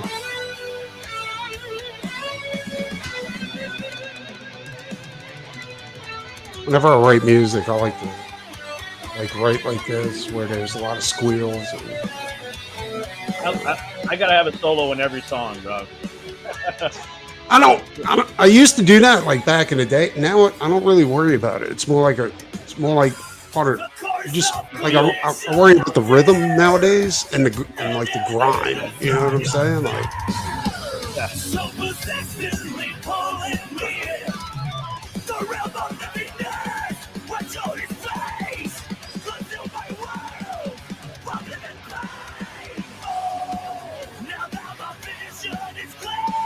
This fool's got a lot of range, dude. yeah, he does. Yeah, you sound better than this guy. Dude.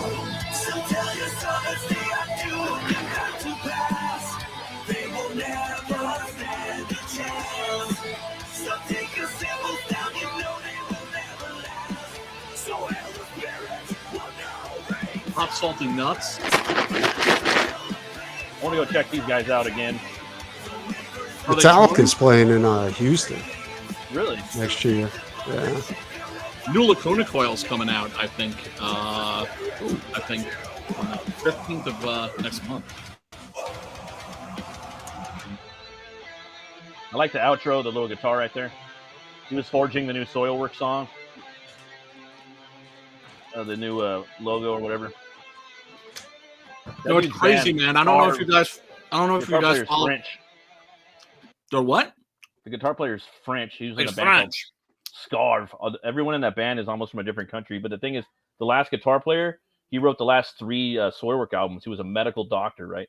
And he also wrote the 3 Night Flight Orchestra albums with the singer. They had 2 bands together, and they made 6 albums together. He died though. I don't know how he died, but he died. They didn't say how, but he just died. And they got the new guitar player now, and they're talking about like they're going back to their roots, because it was always like Bay Area thrash inspired, like Slayer and Testament and those types of bands from San Francisco Bay. But then they mixed it with like Deep Purple, and then obviously they like At the Gates, so the whole Gothenburg sound. It's like, for me, like their best fucking albums are A Predator's Portrait and Natural Born Chaos. Like those albums are fucking hard to step to, and like, oh man, like those 2 albums, they even sell them together now. But the new band, like the band they have now, it's a good band, and they're fucking dope. Even if they weren't Soilwork, I still like their music. But that first iteration of Soilwork, man, it's just fucking groundbreaking. It's on another level. I could listen to those 2 albums forever. But yeah, My favorite album, not by Soilwork, but of all time with black metal, is Midian by Cradle of Filth. Like, yeah, nothing stands against it. Dude, that album is so badass. Dude. Yeah, they couldn't duplicate that album afterwards. Like, it was like that was the height of what they so good. Right? Like, and just like the whole Lovecraft and the goth feel of like they put a lot of Ghost in the Fog. Oh, dude, yeah. It's fucking sick. Like the whole album, and that's a concept album too, isn't it? Like it tells a story all the way through. It's nuts. Is it about Midian? Is it about the creatures from Nightbreed? Yeah, dude, they have a lot of stuff like that in there, and like the singer, he doesn't shy away from it. Like for me, they're very eldritch, very Lovecraftian. They did the song also. They just did a song for Dario Argento's what's it, the Mother of Tears. It's it's the one of the sequels to Suspiria. It's like Suspiria, Inferno, Mother of Tears. Yeah, and I mean, it's new Dario Argento, so it's not great. I'd say it's worth watching if you're a fan, but recommend it. This, on the other hand, I do highly recommend. So we got our boy. God, your standards are so low. We got our boy still in the chat, man. He's got his book out right now. Psycho The Slumber. motherfucking. Only got it's got a few days. I've never left. seen a book that's so goddamn good reach so little on a crowdfunder. It's tough right now. Crazy, dude. It's tough right now. Well, it's even tougher when you're being markets. When you're being shadow banned by Indiegogo and then also shadow banned by your own group. You know what I'm saying? Yeah. So this is an uphill battle for for your boy and also Adam Lawson. Thing is, Adam and Phil always deliver quality. Always deliver. And always deliver quality. That's what you for Halloween too. Consistency. Yep. And it's just been banger after banger after banger after banger from those guys. So it's got a killer cover too by Rob Willis, man. No shit. It's got that character you wrote on it too, Yep. Finch, right? Yeah, Finn. Tell us a little bit about Finch, man. He's a really cool. I mean, this book's really good for Halloween, but tell us. I like the villain. The villain with that pavement saw. Simon is his name. Yeah, he's he's like a dream killer. He's basically, because most of the revenants in Kill Journal are based on archetypes. Yeah. And right back at you, Phil. That they're based on certain archetypes. Like there's a Jason Voorhees archetype, and this is more based on the Freddy Krueger archetype. And Finch was a character, man. I normally love doing research. The research I did for that character was fucking horrific because he comes from he was born and raised in like the dog fighting world. He was treated like a fighting dog too, wasn't he? Yes, was trained as one. Yeah. And because I basically read up on what they do to these dogs to train them, and his father did all that shit to him. And then when a revenant shows up and kills his father, he freezes because his father doesn't take his leash off, because that's like, go sick him, boy, right? So he can't fight because he's just paralyzed. He's been conditioned that way, and so he can't avenge his father. And and the worst thing of all is that he loves his father. Yeah, that is fucked up. But then again, I mean, with me it was different. But a lot of people who are abused, they fall in love with their abuser. Yes, yes. And to me, that's like the most emotionally fucked up thing. So it's like that's what I wanted to focus on. It's like a lot of women who are abused, like it makes them even closer in a weird, odd, fucked up way to their abuser. Yeah, it's bonding mechanism, the fucked up bonding mechanism through trauma. It's haunting shit. It's haunting shit when you hear about it. Just horrible shit. Like whenever I don't like something that Brian's doing, I'll slap him around a little bit. Yes. And then he'll do something good, and I'll be like, say happy birthday. Give me a cookie. Say happy birthday. Like, you want to be my bottom bitch again? You want to be my bottom? You better fucking get over there. You do what the fuck I tell you to. Pizza is not dinner ready. I love the logo on this, dude. I love the logo. Look, the whole thing it just looks amazing. The presentation also, just in terms of always the quality of the books, the binding and everything. It's always everything that that Adam's involved with always is awesome. Everything that Phil and Brandon have been doing has been awesome. So this is a magical combination, and I've no doubt that that's going to be a really good book. Let's check out the trailer. Oh yeah, I gotta go. I'll talk to you guys soon. Y'all be good. Good. Preston. Good to see you, bro. Thanks for stopping by. Poked his head up. In the dead of night, on the outskirts of Chicago, sexy John Dillard. Between reality and imagination blurs. And in the moment before you doze off, Simon wakes up to play. He'll seep into your sleep and turn your wildest dreams into your final nightmare. Yeah, he's a dope ass From the worlds of the Kill Journal and the Lost Pages comes this year's most horrifying comic crossover, Psycho Slumber. When the undead is in your head, it will take more than heroes to put it back to rest. You will need survivors. In Simon's world, the rules are his own, and the only way out is to play his game. This winter, Simon says, "You're next."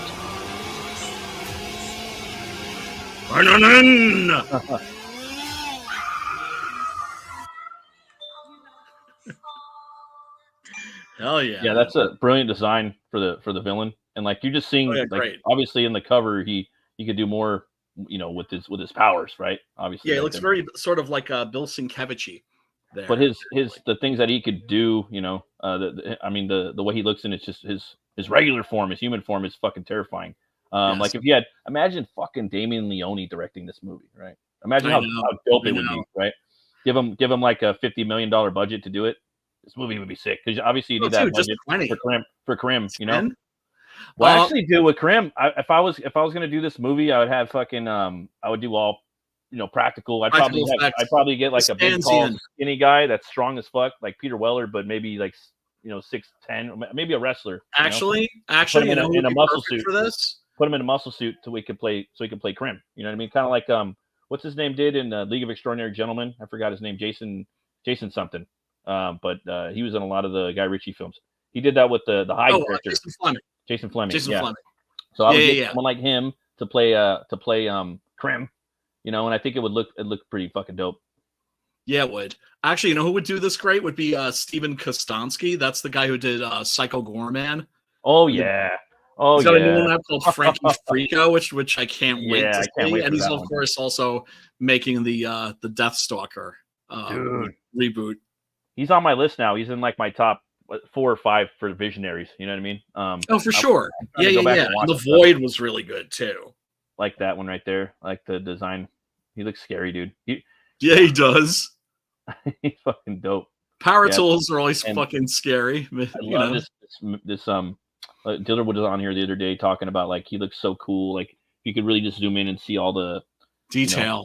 the detail Yeah, of the the leather. suit. I love the design, But Yeah, guys, I mean, I got the link in the chat. Coming back this book, if you can. I guarantee you're gonna love it.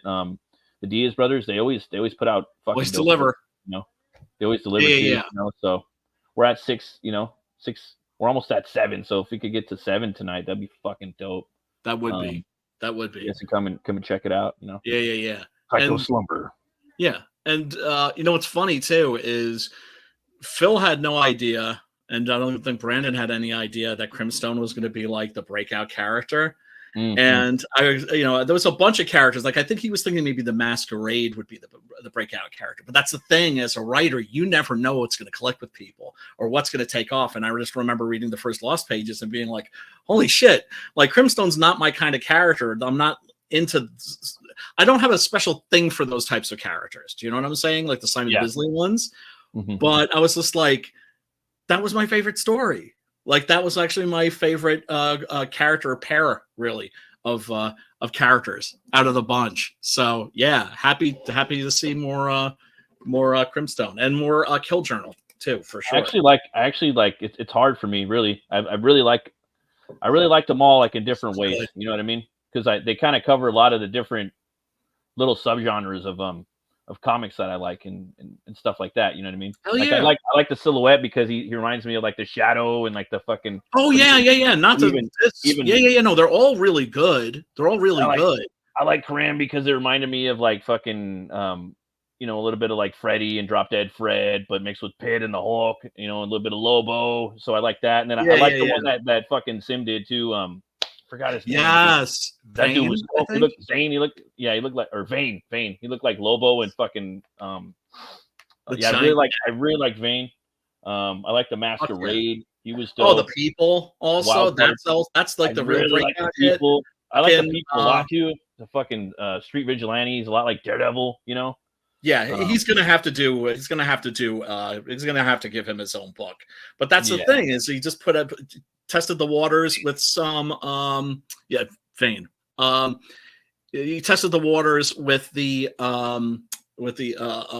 ash cans, And it's like Michael Bancroft was especially a big fan of the people. Preston, I know, was a real big fan. I really enjoyed it too. Although I think those guys, especially I know Preston, it really, really clicked with him. Like I liked them. Like I really did like them all. I really did like them all. Yeah, like, it was fun for me to, because I'm kind of a genre whore. Like I like a lot of different stuff, and like they hit these little subgenres of comicdom that I really thought was cool. And I thought it was weird too that they could have so many that were dope. You know, I'm not trying to blow any fucking. It wasn't a bad. No, not at all. Not at all, dude. I mean, it is what it is, and I just thought they were really cool. So I know they're going to explore more of them too. So yeah, oh, for sure. The thing is, if I don't like somebody's stuff, I just won't say anything about it. Yeah, you know what I'm saying. Well, I mean, and then there's sometimes where people got stuff that there's things that I do and I do not like about it, and I'll just know, and then but not fucking perfect either. I mean, no, yeah, I'm the same way too, though. Like if it's something I don't like, and me, like I'm a creator too, so it's kind of like hard for me to say stuff because I'm so fucking green and I'm learning how to do stuff. But I have been making comics for I don't know, almost 10 years now. I mean, it's been the same book, but working in comics and indie scene since 2015 or 14, I don't know, something like that. But yeah, man, it's hard for me to say this or that, but I'm not going to be complicit in the way I feel about things, and I'm not like we're not going to polish anybody's balls. No, but I mean, if there's something good, I'm going to talk about it. I'm going to do a fucking review about it. I'm going to let people know that it fucking exists, because there's so many people that are out there in our movement, network, bubble, or whatnot that don't talk about shit. You know I know. And if it's good, then let their praise it. If it's bad, say something about it if you want. You know what I mean? Yeah. And if there's stuff that you like, share those fucking links. If you can't back, share the link. People don't understand that actually makes a huge difference. Yeah, like you'd be surprised. And all it requires is click that little fucking retweet. Someone said like there's a YouTuber I follow, you know, a lot of us do, a lot of us know who he is. He made a comment where it's just like, you know, a lot of these books, like they don't it just seems like a prop, or just something that, like, you know, it's not a real comic. It's like, shut the fuck up. Comics aren't real anymore. Like comics aren't like a specific fucking thing that they need to be. They could be anything. Look at all the BD stuff, look at the manga stuff. They don't have to be big or small, or they don't need to be the American standard set. No, they could be whatever they that's be. the thing that's and great. I love that. I fucking love that. Yeah. And I'm gonna do that with my next book, and every fucking book I do, I'm probably gonna do something different, you know. So I don't know. I just think it's good cool if we, you know, help each other out. If we talk about each other's projects, you know. If we give each other pointers, you know what I mean. Absolutely.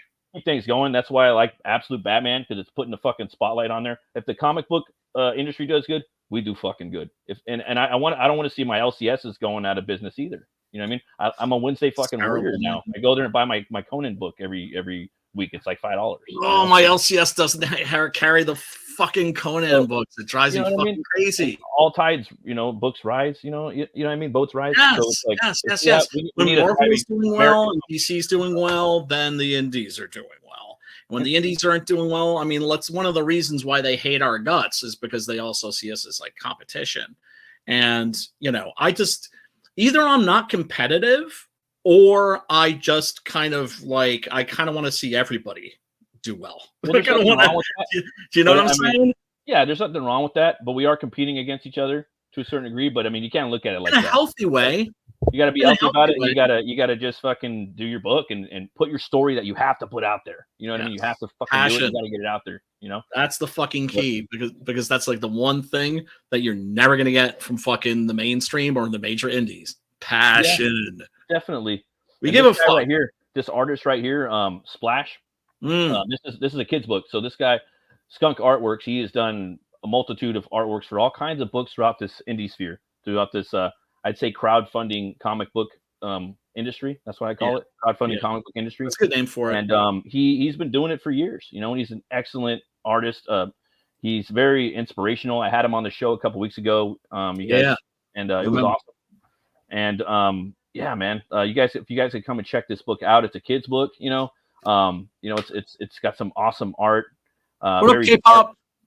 Very dark. Look at that, man. I love the line in here. Oh man, beautiful fucking black. Yeah, man. I don't know why fucking is every.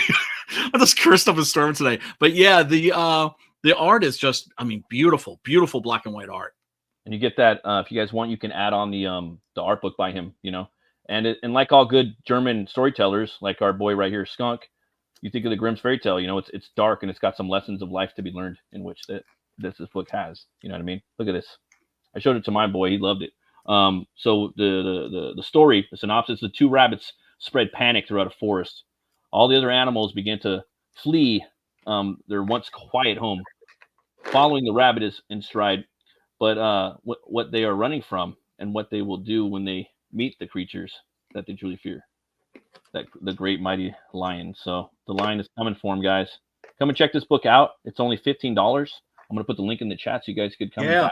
RJ is handling the distribution. So even though Homeboy is in Deutschland, you're not going to have to pay like $28 shipping and handling. Right. Back to Splash. Back to Splash.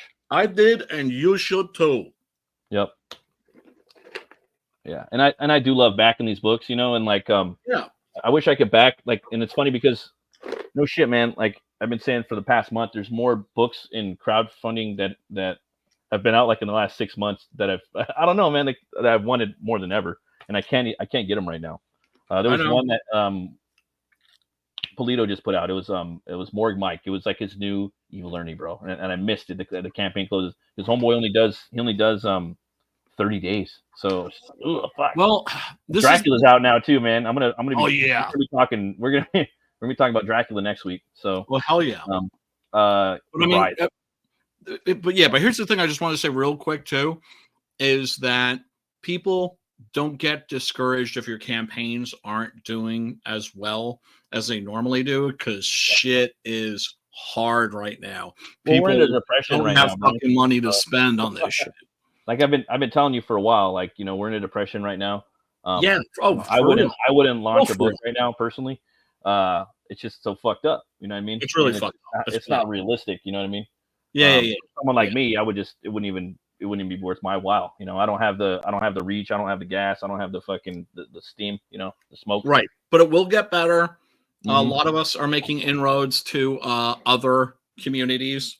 Right. So if we can break out of our bubble and also, but that's the thing. It's just like, I've always felt that the crowdfunding thing, specifically Indiegogo, was just part of a process that was going to change, that this was the beginning of something.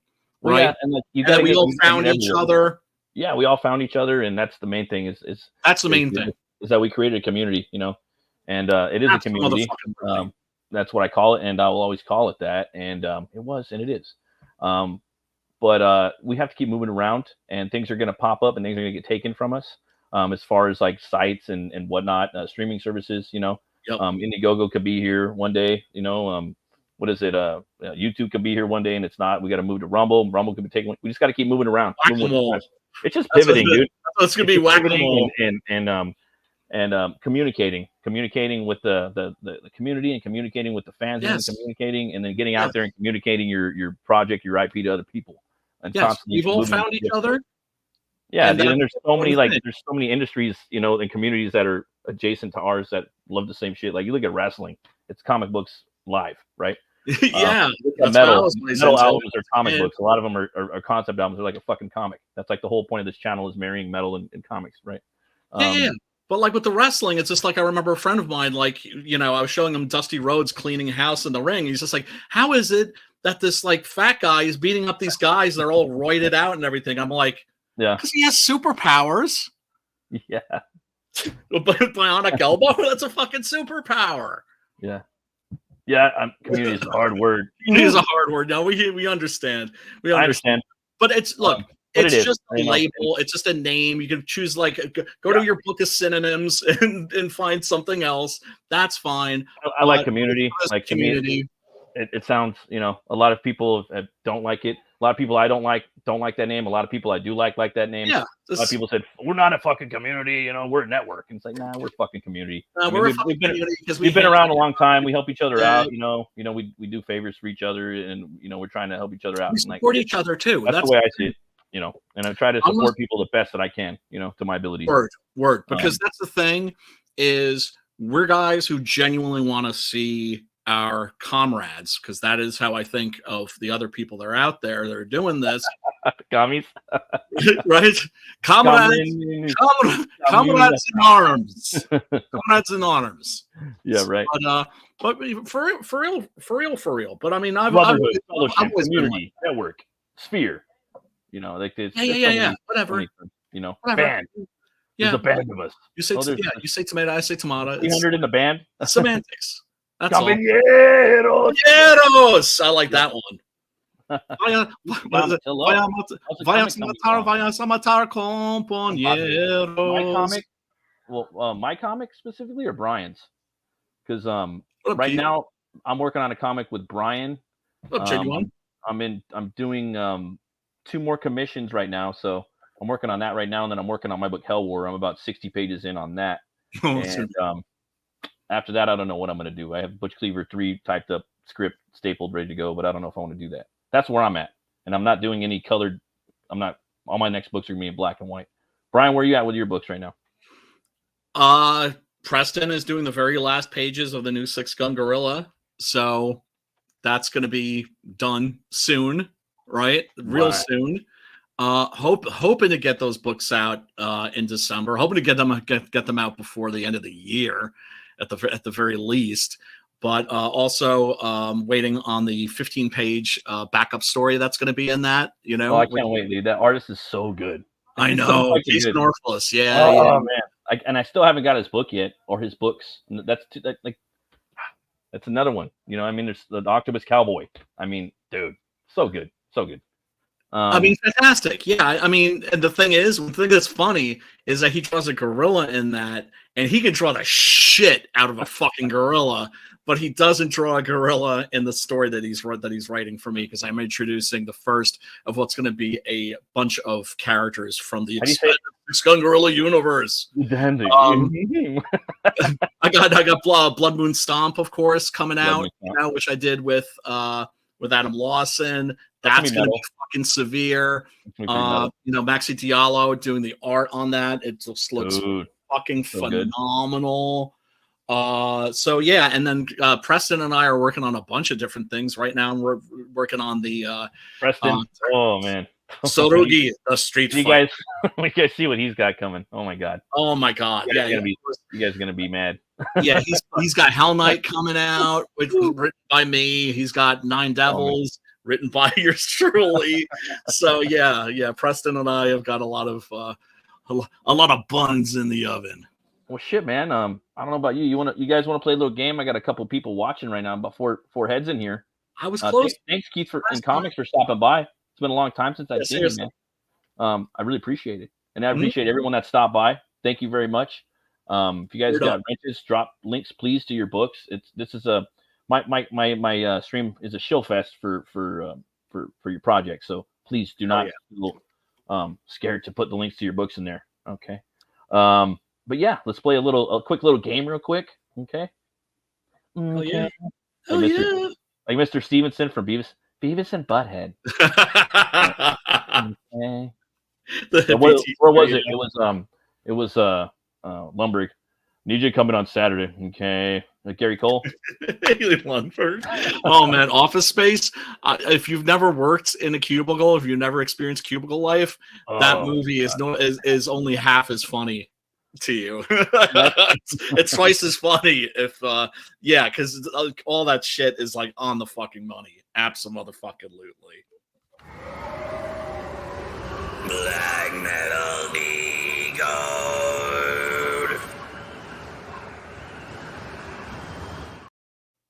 You guys ready? Oh, damn. Hi.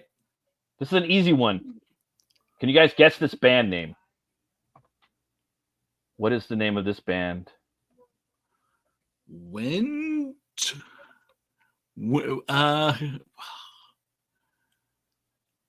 wait. Fuck. Because what I'm doing, of course, is I'm looking at letters and going, wait, I think that's no, it's wait, hold on a second. Let me blow it up. You know, sometimes you gotta hold on, Paulus. Let me get. It's okay, Paulus. You can always change that. You can always change that. Paulus, real quick.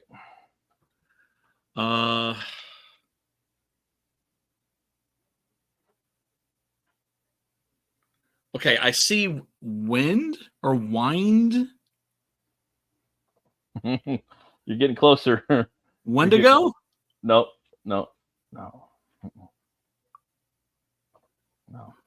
Wind something. Hold on.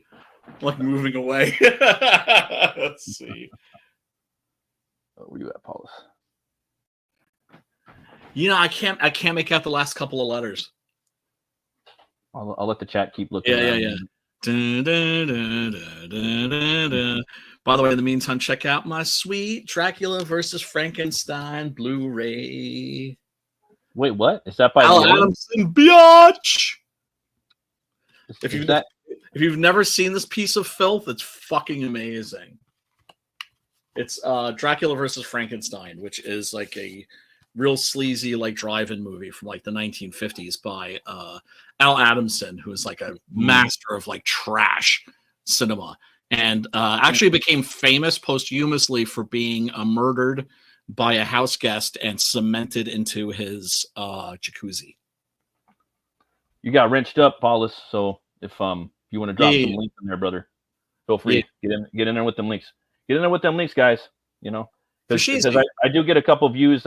People watch this after the live stream, so they can come back and check out your book. Always remember, guys. You know, being in the indies, people are going to forget about our stuff, whether they want to or they don't. We have to constantly remind them about us. Okay, we're the only ones that are going to remind us, even if we're annoying. You know, don't apologize either. Phil sees swindle. He sees an S there. Damn, I love this. Not a good logo, to be honest. The Ulfbert swords are a bit much. Ulfbert. Oh, I got a little bit of that in my book coming up. Yeah. I miss mine. Mine is still in a storage facility with the rest of my swords. The only sword I have here is my fucking katana, man. It sucks. Oh boy. Yo, Brian, I just bought Django and The Proposition on Blu-ray today at Disc Replay Store and a few Trigon DVDs. Oh man, you got some, dude. Those are all dope. Little Guy Pearce. Yeah, I love Django. That's my favorite. Django. Favorite spaghetti. Hell yeah, Paulus. That's what's up. But it was Windu. Is that it? Wendigo. No, that's what I was guessing. I can see Svindle. Well, I couldn't see it before. Now I'm kind of seeing it. Svindle. I can see Svindle. No, wait, is that K? No, that's looking like a wind. Okay, you guys ready? Yes. It's either Winder or Winter. Winter. Yeah, it's spelled W-I-N. Oh, I see. And right. So that's so like the D is pronounced with a T, or a T is pronounced with a T. It's pretty metal. Like it's pretty barbaric. Like it's very it could be like Howard. You know, it's not even really black metal too much. It's just hard to read, kind of metal, I guess. You know. Right, because that's the thing is having the obscure logo, the logo that's hard to read, so that which is like ridiculous, and at the same time I understand it like turns the band logo into a sigil basically. So you know what, it like as like a work of like, I don't know, the way you would like Celtic knotwork or something like that, or it's also that, but it's also like when you're doing these like black metal decoding, right? Like you're sparking a conversation. So like we're having this conversation live right now on YouTube, right? But think of all the other people that are walking around like, wow, fuck. You know, they're talking about your band because they're trying to figure out the name. So just talking about something that your art is, that's kind of cool. I mean, I guess that is a pretty cool marketing thing. But then it's a catch-20, whatever, is that, fuck, I can't read it. Who the fuck are you guys? You know, are you trying to hide your artistry? But it's like, oh, I mean, either or. But when it's something in the middle like that, I think it's cool. Like, I think that's where you strike gold, Brian, is when you kind of get like the first few letters, you know? Right. Yeah. So you basically tickle people's ass with a feather and and get them like in the door and then just like completely lost in the labyrinth. Right. The rest of your logo. Did you this week see the stuff going on with Elon and not the speech, not the one with Trump? No. I don't. So you haven't seen the Tesla-nators then, right? The Teslanators? No. You haven't seen the Teslanators? You No. haven't seen the T1s? Oh, wait it a out, Brian. second. Oh, Check it out, Brian. the robots. Yeah, I heard about this. He's a techno king. Oh man, those things are gonna be tearing our faces off and wearing them. Go to the sign language. Hey, Optimus, what's up? How's it going, man? How's it going, The man? articulation on the Enjoying hand. the party? What do you think of the new Cybercab? Cybercab looks amazing. I know. I'm trying to get a ride. Amazing. Dude, me too. Elon. Hi, Moto. I'm really I could thirsty. see those as like crossing Idiot. guards. What drink would you like? What are the options? I have a Robo Punch, and I have a watermelon. Watermelon sounds great. I got you. How did you know? Mocktails. I was actually making Are those you getting tonight. tired? Hell yeah. Dude, he's a bartender, bro. Look. I mean, I'm cool with the, you know, the brewski. What do you like to drink? You know? Water. Well, tired. Tired, right? Very much. You're not breaking. And the AI is getting really sophisticated. So I'm thinking What's about your that name? AI in I'm these Optimus. machines and these My robots. name is Tony. Tony? Yeah, Really? yeah. Nice to meet you, Tony. Nice to meet you too, buddy. Hey, can you Awesome. can you play basketball? Can you shoot like jump shots? Maybe one day. I'll teach Can you. you? I'll teach you. Really? Yeah, Awesome. yeah. Thank man. you, Tony.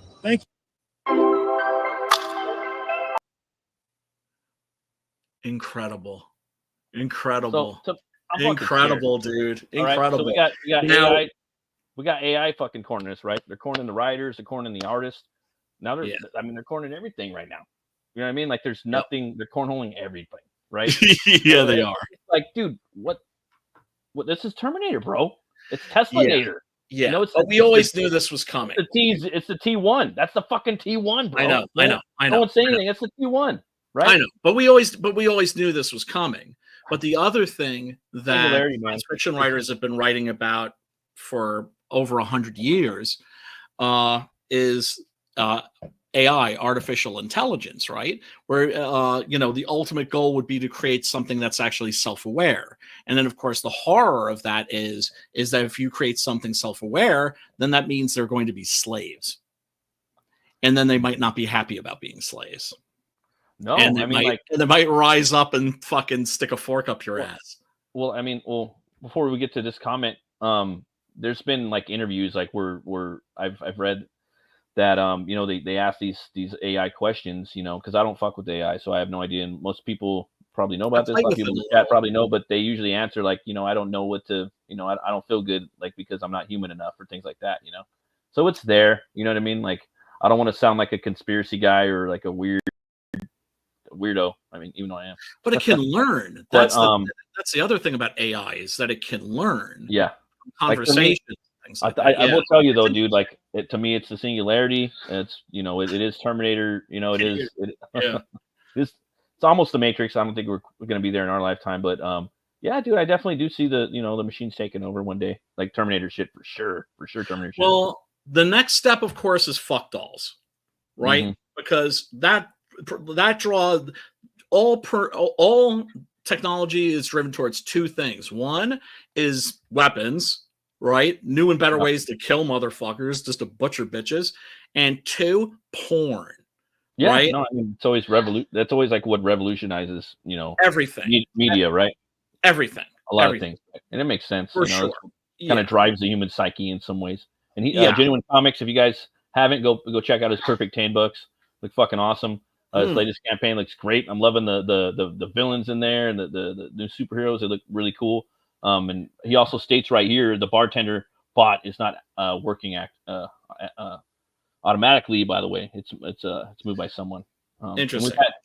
Been on his show. He's been on this show before. If you guys want to check out, oh man, he's just got awesome books. Check out Genuine Comics. For Sheezy. Yeah, and dude, feel free to post the link in the chitty chat. Now, so those robots don't yet have the AI that is operating on computers yet, I'm guessing. But I mean, that's a short leap. That's a real short leap. Yeah. So of course, I can't see them putting guns into these things' hands and sending them out to fight because they're just too expensive, and it's a lot cheaper just to fucking send some ghetto trash out there to stop a Yeah, bullet right. for you, right? You know, I mean, that's why we have like, you know, poverty draft and all that. That's what poor people are for. But yeah, I mean, look, the little dog robots with the fucking gat attached, little clip, I think Russell Brand called it, right? This little robot dog with a gat attached to it, just blast and shit. That's like something out of a fucking Philip K. Dick novel. And of Right. course, this is moving into like Isaac Asimov territory potentially. But I mean, I started noticing how good AI was getting just in video games. I'll never forget the time I was playing. This was Half-Life, the original Half-Life. This is like a long time ago. Yeah. And there were these commandos that were coming down the stairs to kill me, and I just hit them hard, and they retreated.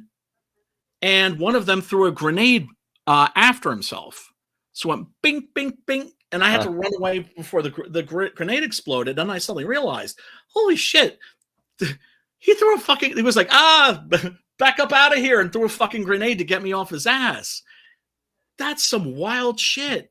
When they could flank you and man. shit. You know, This it's is just, yeah, it's just crazy shit, crazy man. where shit's going, man. This And is a genuine fast. book right here, Perfect 10, book 5, and Power Oh, Trip yeah. book 2. Come and check this book out, guys. The fucking art is phenomenal. I love this one. It kind of reminds me of a little bit of Walter Simonson, a little bit of Joe Mad. Oh, for sure. I've been really digging the character designs in here. That's very Frank Millery. Yeah, look at that. Awesome. So cool. Yeah, I think I backed this. That's the Awesome. thing too. I always gotta double check for shit whether I've backed it or. I love this not. Power Trip, dude. I love the design of this character right here too. He looks like a night lion or something, and Yeah, the superhero looks pretty badass. dope. I like the art. Reminds me of Joe Madden a lot. Yeah, Shadow Lion. There we go. That looks so cool. That's a Yeah, cool name. if you're what's his face, Daniel Kibblesmith, you know, the guy that came up with the New Warriors and said he looked at the original New Warriors and those characters looked too cool for him, so he didn't buy it. Those characters look too cool. I'm staying away This from character that. looks dope. I like this. Yeah, It reminds yeah, me he would of, not like this. He would run from this. This reminds me of like Batman, Sabretooth, and then like for some reason it's totally non sequitur. Reminds me of Beauty and the Beast from the TV show with Ron Yes. Perlman. Yes, Vincent. yeah, but that had a definite comic book angle to it. It did. He's like jumping on the subway trains and riding around. I love this one too, right here. I love just like the perspective, the way the anatomy's drawn. Kind of looks like Bisley a little bit too, but without all the spicy rendering, you know. Yeah, Yeah, I love. He always just nails down the man, it's a great looking comic. coolest looking professional comic book artist, man. Damn. Yeah, I love it. That guy looks dope too. Really Yeah, cool they characters, all man. look dope. Really dope. Like really, and for me, that's the main thing. Sorry, it's the character No, design. kind of is. If the character doesn't look dope as fuck, I'm kind of like, that story's got to be like super good, you know. And these Yes. characters just sell you right off the bat, Yes. you know. You got Yes. a lot of really cool, like book tiers right here. You can get Perfect Power Pack for 43. Get the digital for 9. You can get the Power Trip issue 2 digital for 9 as well. 2 for 15. A lot of really good stuff, guys. So yeah, if you guys are checking that out, man, you got to be checking it out. So Genuine Comics. Hell yeah. Let me put the link in the chat for y'all. Man, I'm just looking at Frankie Freako. I can't wait until that fucking shit comes out. I know, man. We watched it. Were you here when I watched the trailer a few weeks back? I don't think so. Oh yeah, I discovered because I've been checking out that director, you know, because I heard he was doing. I knew about Psycho Goreman, and I watched that. I thought that was fun For sure. and watched Psycho Goreman. And then I found out Homeboy was doing the fucking Deathstalker remake. So I started, checking that Yeah. out. I looked at the campaign. Oh, fuck, I missed the campaign. I went and bought I've noticed a lot of crowdfunders that are like kind of bigger, sometimes on Kickstarter. They'll take their graphic novels that they crowdfund, then they break it down into floppies. So that's what they did with Deathstalker. So I picked up the 3 floppies. I did reviews on them. They're fucking fun. Tim Seeley wrote them, and they were just so really fun, And that Daniel Bergstrand, I forgot his name, but he's been around forever. He's been doing martial arts movies. I think he was in Kickboxer 2 or 3. Oh, he was in Nobody. He's in Nobody. Matrix is one of the Smiths. Yeah, Matrix Reloaded. He's in that. He's like the Superman. Like the agents. Yeah. It's like I think he's in 2. And like if you look at the Agent Smith, that looks like fucking Superman. Looks like Batman, right? Like yeah. Around. That's the new Deathstalker, right? Yeah. He's in Nobody as well. He's one of the Russians on the train that Odenkirk fights. I'm like, oh, that's just like He's been in a lot of shit, and he was like a direct-to-video action movie star when that was the thing. When it was like Van Damme was big, and then you had like the challengers to the throne who were all on direct-to-video, right? So it was like Daniel Bernhardt was one of them, Olivier Gruner from Nemesis, right? He was one of those cats, and there were always guys that like were foreign, had an accent of some kind, and like knew karate, basically. Yeah, they're always looking for like the next Van Damme, basically. And Frankie Franco, to me, that looked like, I don't know, it looked like just an original movie. It kind of looked like something like Puppet Master and Gremlins. It looks like the Garbage Pail Kids. Puppet Master, Gremlins. What kind of a fucking maniac like, well, what's my next movie going to be? You know what? I think I'll do like Garbage Pail Kids. Like, what the, like, are you out of your fucking mind? But it's like it's complete insanity. Then it looks like it's got a little bit of Roger Rabbit and Cool World brought into it as well, but with stop freeze frame where they take him into that world. Yes. So it's something else entirely. So it's a cool. It looks dope. It looks really good. He's to me, he's like, I don't know, man. He's one of those like newer directors, kind of like Tim Burton. Wants to watch. Well, I mean, to me, he's kind of like a Tim Burton and kind of like a Guillermo. I mean, he's not that gothic. He's more kind of rooted in other things, but he has a silly sense of humor. Yeah, splat stick. He loves a splat stick. Even like a who else too? Like a I always forget his name. The guy that directed Gremlins and The Howling. Joe Dante. Joe Dante. So a little bit of him too. So he's a lot of these cool like 80s directors, but then so maybe like a Joe Dante. Maybe that would be like a good one to kind of reference, and a little bit of Coscarelli. So like a little bit of Coscarelli and a little bit of Dante. Yes. That's who I would say. Those would be the two I would kind of reference. Wraith of God, excellent Western franchise from another person in the community, Aaron Lopresti. I've got both books. They're fucking phenomenal. Two of the best I've read in this little like community that we've had coming up, together. And to have a new one out, and it's got the Headless Horseman of Sleepy Hollow. This one's called Fear Hollow. I haven't backed it yet. I do want to get it. I've got the first two. So another book that's just awesome that's come out that I can't get right now. I know.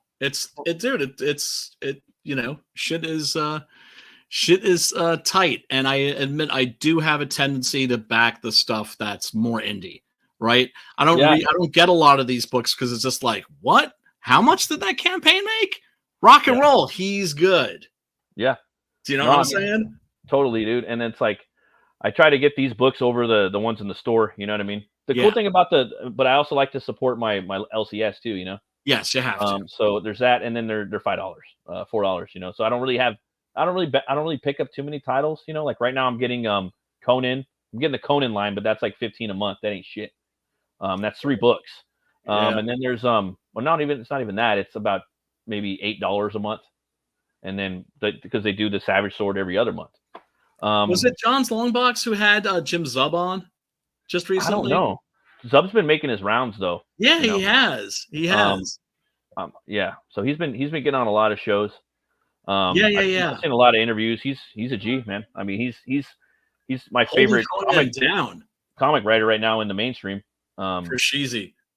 But dude, I think Lepresi's like the one guy where it's like, because I don't back variants. That's just like a thing I've always had. Yeah, me too.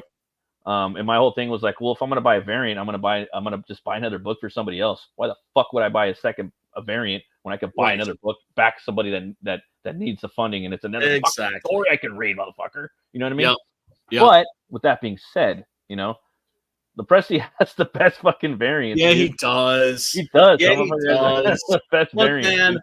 here's the thing. Oh, There's God. nothing wrong with variant covers. If people want them, that's totally cool. Wrong.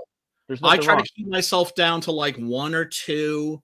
I think 3 is a perfect spot. I think 3 is actually kind of just my favorite number. It became my favorite number. Beginning, middle, conclusion, the Holy Trinity. If you're designing it like a page, rule of thirds. The rule of thirds. So, and then if you're just laying something out, 3 just looks so good. Yep. It's just 3. Magic number. I love it. I love looking at things in 3s. Anyways, but he's got 4, and I love this cover right here. I just really love it. And he was talking about I was watching one of the streams. I try to catch some of his streams when I can. He has some really cool streams, live streams, and he does. I did a Rate the God piece too. Probably one of my best drawings I've ever done. Dude, you should send it to him. And I was in a he did a competition or whatever, so he's seen it. But I was pretty proud of it for what it was. But he this one right here, he was talking about it. He was saying like the guy colors it, and then he colors over everything with some other thing. And he man, I love it. Like I love the background. It reminds me of like Eric Powell, the Goon, a little bit. Some of his art. Yeah, it does, doesn't it? Yeah. The background. Like, fuck, yeah. Such a good cover, huh? What do you think? Beautiful. Beautiful. Yeah, look at the headless horse. Head. That fucking head on the Headless Horseman. The head reminds me of Powell a little bit too. Yeah, it's really good. It's a painting too. And then he got Bisley. I got the Bisley cover on the last one. Yeah. And then the Wraith is it's like a character that's got like a title, right? That he passed down. Yeah. A mantle. The making of stuff. So right. Yeah, come check out Wraith of God, guys. I mean, he's almost to 50K. God bless him. And Aaron's a really nice dude. But yeah, that's why I often don't back books like this. Is because I'm like, oh, he's all right. Not that I don't want to read this. Of course I do. Hopefully when the economy's a little fucking better. Okay, Wraith of God. So you guys can come check that out. And then there's another Western too. I want you guys to check out as well. I love my Westerns. And I was watching baby. I watched a lot of interviews today with actors with Viggo Mortensen. I watched 2 with Mel Gibson. I didn't finish the 2 with Mel Gibson, but I love those guys. And he was on Nerd of the Rings. Viggo was. I was like, dude, he never really does interviews. He was the guy that I was like, man, like he's good for anything. Like he was at a point where I would hire him for any fucking role. He was like kind of like Johnny Depp or Gary Oldman. He was for sure. He's an actor's actor. He does everything. He's a swordsman. He speaks like fucking 20 languages. I know. He plays instruments. He was really talking about his new movie. I played the trailer on here probably about a month ago. The name escapes me, but it's a Western, and he got funding for it from Mexico. Like, go watch the interview. It's on Nerd of the Rings. What the fuck is that called? I forgot, dude. But he got funding from some lady in Mexico or something like that. They funded the whole fucking movie. I was like, oh shit. That's awesome. And it was just cool to see him like in a fucking interview, man. And like his story. He's just such an artist, bro. Like he's just down to earth. He's a fucking trucker. He's like Dillard. He's very worldly, Yeah. Ones too. I love those guys. They got stories. My uncle was a trucker too. He had so many stories and just really down to earth and like, they're really of the soil work, salt of the earth type. Thing is like if I could die and come back as anybody, it would be Dolph Lundgren, right? That's he's one of them. Like a human being can get. Yeah, right, but Viggo is like a close second. Viggo's up there, and then so like you're on Nerd of the Rings. We got to fucking ask you some like Lord of the Rings questions. Are you going to come back? Because they're going to keep making Lord of the Rings movies. Like Warner said, we're going to keep making Lord of the Rings movies as long as we can. And they said the 2 are going to be called like the working title for the 2 of The Hunt for Gollum. So that whole like real quick non sequitur of a non sequitur of a non sequitur of a sidequest of a sidequest. Yeah, that's all good. Fucking. That scene where like Gandalf takes the ring from the Shire in the beginning of Fellowship of the Ring.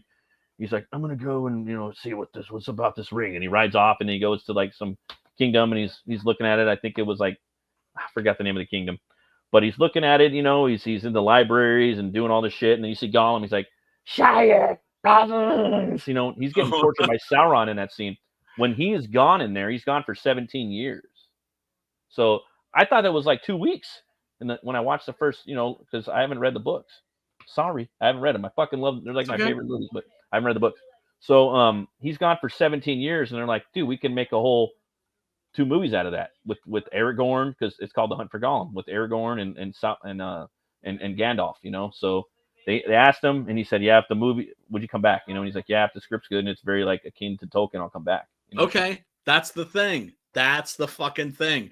This is one of the reasons why they don't like. Well, there's a lot of reasons why they don't like Henry Cavill, and one of those things is because he's a fan, and he's just like, nah, you can't fuck with that. You're fucking around. Fans aren't gonna like that, and I know because I'm a fan. Toxic gamer, bro.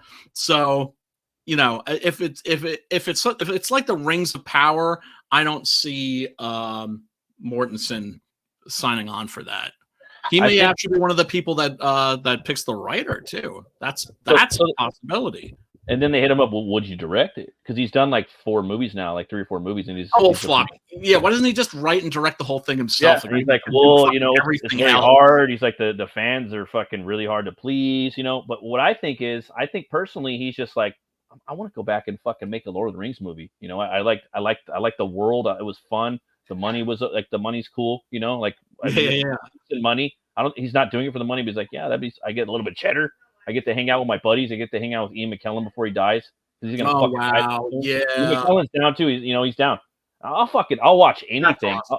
I'll watch any fucking thing that Peter Jackson puts out. I don't care if it's trash or what. Like I'll watch. I love his. Give it a shot. I love his universe. Cronenberg is one of those guys. He wouldn't come back for The Hobbit, which he could have been in those fucking movies. They could have put him in there. You know what I mean? They could have done a little thing with. He was alive in the lore. Those movies up so bad. Dude, I mean, so bad. I loved him. I fucking loved him. I actually like him just as much as the original trilogy. On a good day, on a bad day, I like him more than the actual trilogy. I fucking love those movies. And I love Peter Jackson's Middle Earth. I love the lore. And the more you read about it, the more Tolkien shit you read. It's like, Sauron's got a island of werewolves. I would put you in the island of werewolves. That's fucking metal. I can see Dr. Doom being like, I am king of Latveria. So I have a country. Like, yeah, motherfucker, I'll one up you. I got an island of werewolves. And they interviewed him too. He's like, I'm not, dude, it's a kid's book. How the fuck are they getting? Like, I remember interviews with Vigo from like 12 years ago. He was like, why the fuck would I make? Because they asked him to come back for the Hobbit movies. And he was like, yeah, why would I do that? It's a kid's book. I'm not going to do it. I mean, what the fuck? But now, motherfucker's down to come back. You know what I mean? I think he's down to come back because of like, it's just fun. And I think he doesn't like what they're doing with the TV show, but he's not going to talk about it. Right, like, which is I'm gonna put my kid down and do it, and you know what I mean. And I think he just had a blast making those fucking movies. I really wouldn't be surprised too. It's been long enough that there's probably a great deal of nostalgia there too. Yeah. Totally. Paul Hart says Cavill is the guy I'd want to come back as. Yeah, no fucking shit. He's on that list. He's on that list too. I'm the same age as that guy. Dude. And another movie that doesn't get talked about enough is The Immortals, right? Everyone talks about like 300 and Clash of the Titans and Troy. Dude, go watch Immortals. That movie's fucking dope with him and Mickey Rourke. So good. Such a good movie. And I'm not sure, but that's with Cavill and Mickey Rourke? Yeah, it's about Perseus and the Minotaur. It's a Minotaur story. What? How did I not know about this? Yeah, and it's directed by the director of The Cell. That's who it was. The director of The Cell. Oh, I love that dude. And everyone tried to. It was from the I guess the marketing was okay because they're like from the producers of 300, but everyone thought it was like a fucking 300 spinoff, but it's not. It's a fucking beautiful action. Oh, they marketed it that way because. But it is in a way though. It is in a way because it's very artsy. It's an artsy fucking art house, brutal action, folk fucking mythic movie. And it's great. How did I not even hear of this? So good, and I was just like, fuck. And the fight scene at the end, and Yeah, it is, but it definitely it's in that vein of like 300. You know, it feels like you just go watch it.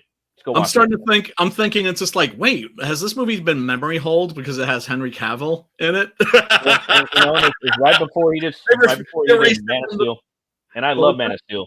Like and it was right I before, do too. and I think it's one of the best comic movies ever made. You know, I agree. It's like it's just got that replay value. It's got that Robin Hood, Prince of Thieves feel good It fucking really replay. does. Let's go back and watch it like again and Yeah, again and boy. again. I fucking love Man of Steel.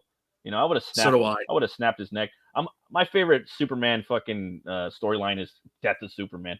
So I they did fuck up Doomsday in the second one. I mean, there ain't no talking about Lord of the Rings. Batman That was a versus cage Superman troll he is an fought with light abortion. shooting out of his face in the second one. You know. Yeah, So- no, Batman versus Superman is an abortion. It's all fucked up. There's things in there I love. There's things in there I love. I love me some fucking Batfleck, but that movie is all sorts of fucked up. You're right though. But I mean it is, but it isn't. That director's cut though is pretty dope. But it does have some slog in it.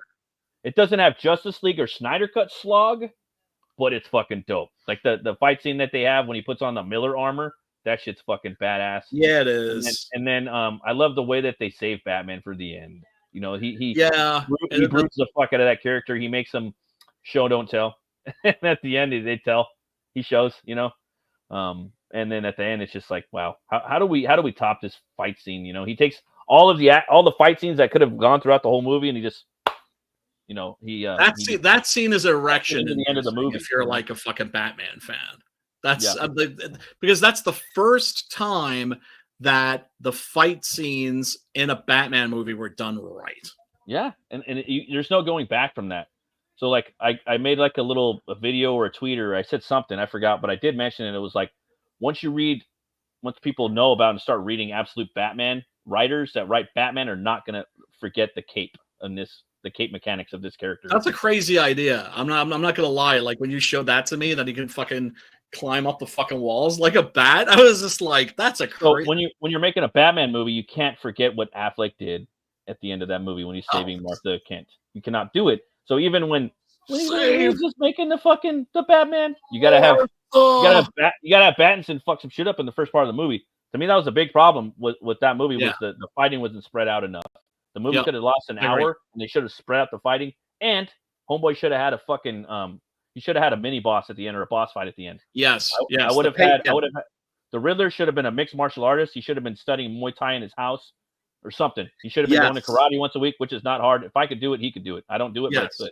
So if if I was that motherfucker, I would have been training up like doing Muay Thai and shit. So there should have been a big fight at the end with the Riddler. Or I agree. It would have been a total surprise too. It's like you wouldn't think that guy would know how to fight. It's like why are we watching a fight scene right now? Why is this shit so fucking dope? Like what the fuck, man? It's like the end of Freddy versus Jason. You're like watching. It's like why is this shit so cool? You know? I know. Why is this like we don't need this? It's like Ash versus Evil Dead, right? We don't deserve this TV show. What the fuck? Right. It's fucking good. No. But for reals, it's like for me those are the things that some people were saying that the Penguin is far better than that Batman movie. You know, I watched the first episode and liked it. Yeah, I can't wait to watch it. I can't wait. I'm gonna binge that shit is what I'm gonna do. Well, I got this thing where I get a service. I binge. I just fucking go in there and I pillage all of their content and then I cancel it. Right. So I do that with Hulu. That's what I love do. HBO Max. I fucking love HBO Max.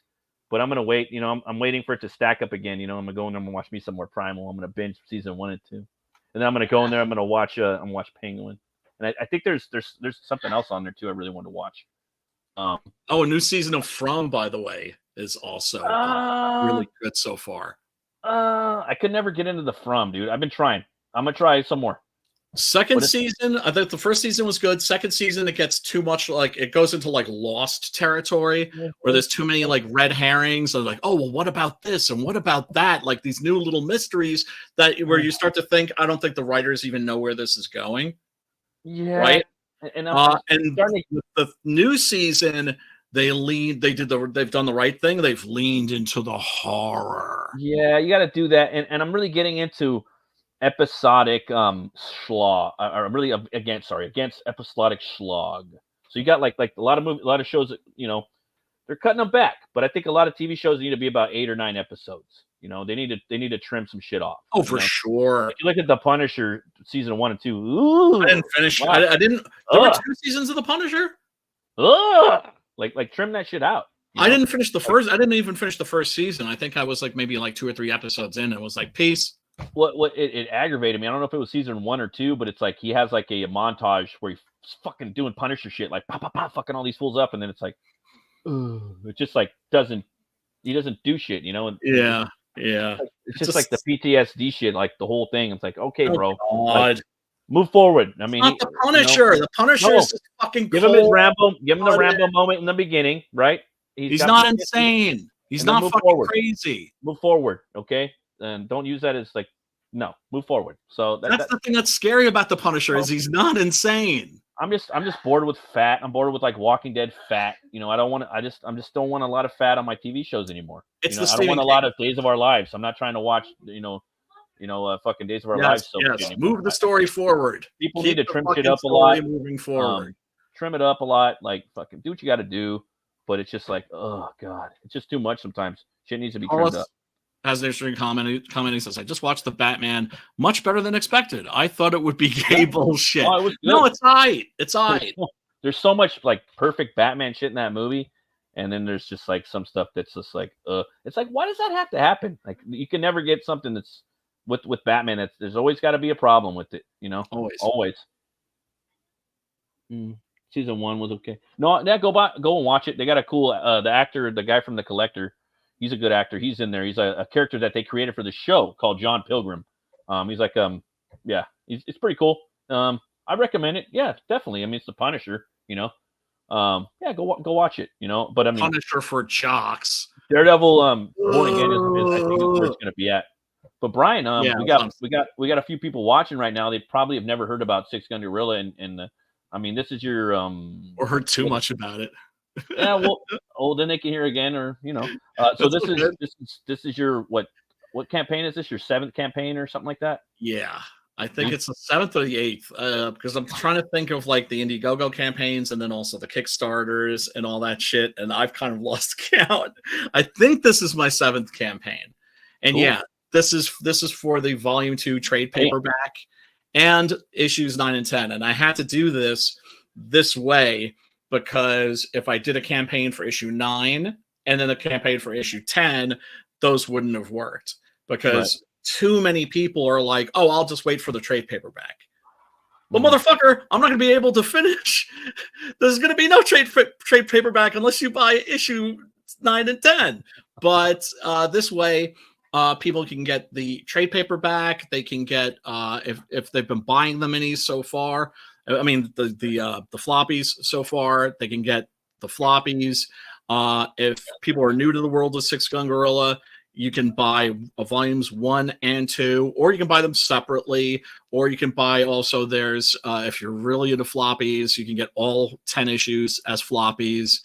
Also a exclusive, Fun My Comic exclusive cover by John Dillard. Right. Who must have very big testicles because he has an incredibly deep voice. I always say he's like the Barry White. He's like the Barry White of our scene. Now you do got some killer covers on here. Like I was talking about Lepresti, but I do love Preston's cover. You know, Preston's cover is fucking amazing. I mean, Preston's. You know, he's in my top 3 favorite artists of all time. Oh my god. And then you got Dillard's cover. You know, he's one of the best artists I know. And one of the best artists in the scene that we're in, if not the best. Word. That's why Yellow Flash is working with him, you know, because he, I need a guy that can fucking kick ass and do a bunch of stuff. But what I really like about this is the vertigo. If you stare too closely into this, you want to vomit because you really feel like you're on the side of that plane, or I'm sorry, that Zeppelin. And the Fallen Cowboys. The Fallen Cowboys, the one with the big hole in his chest. Oh my god! Yeah, it's just well, that's the thing. It's I love this cover. Love it.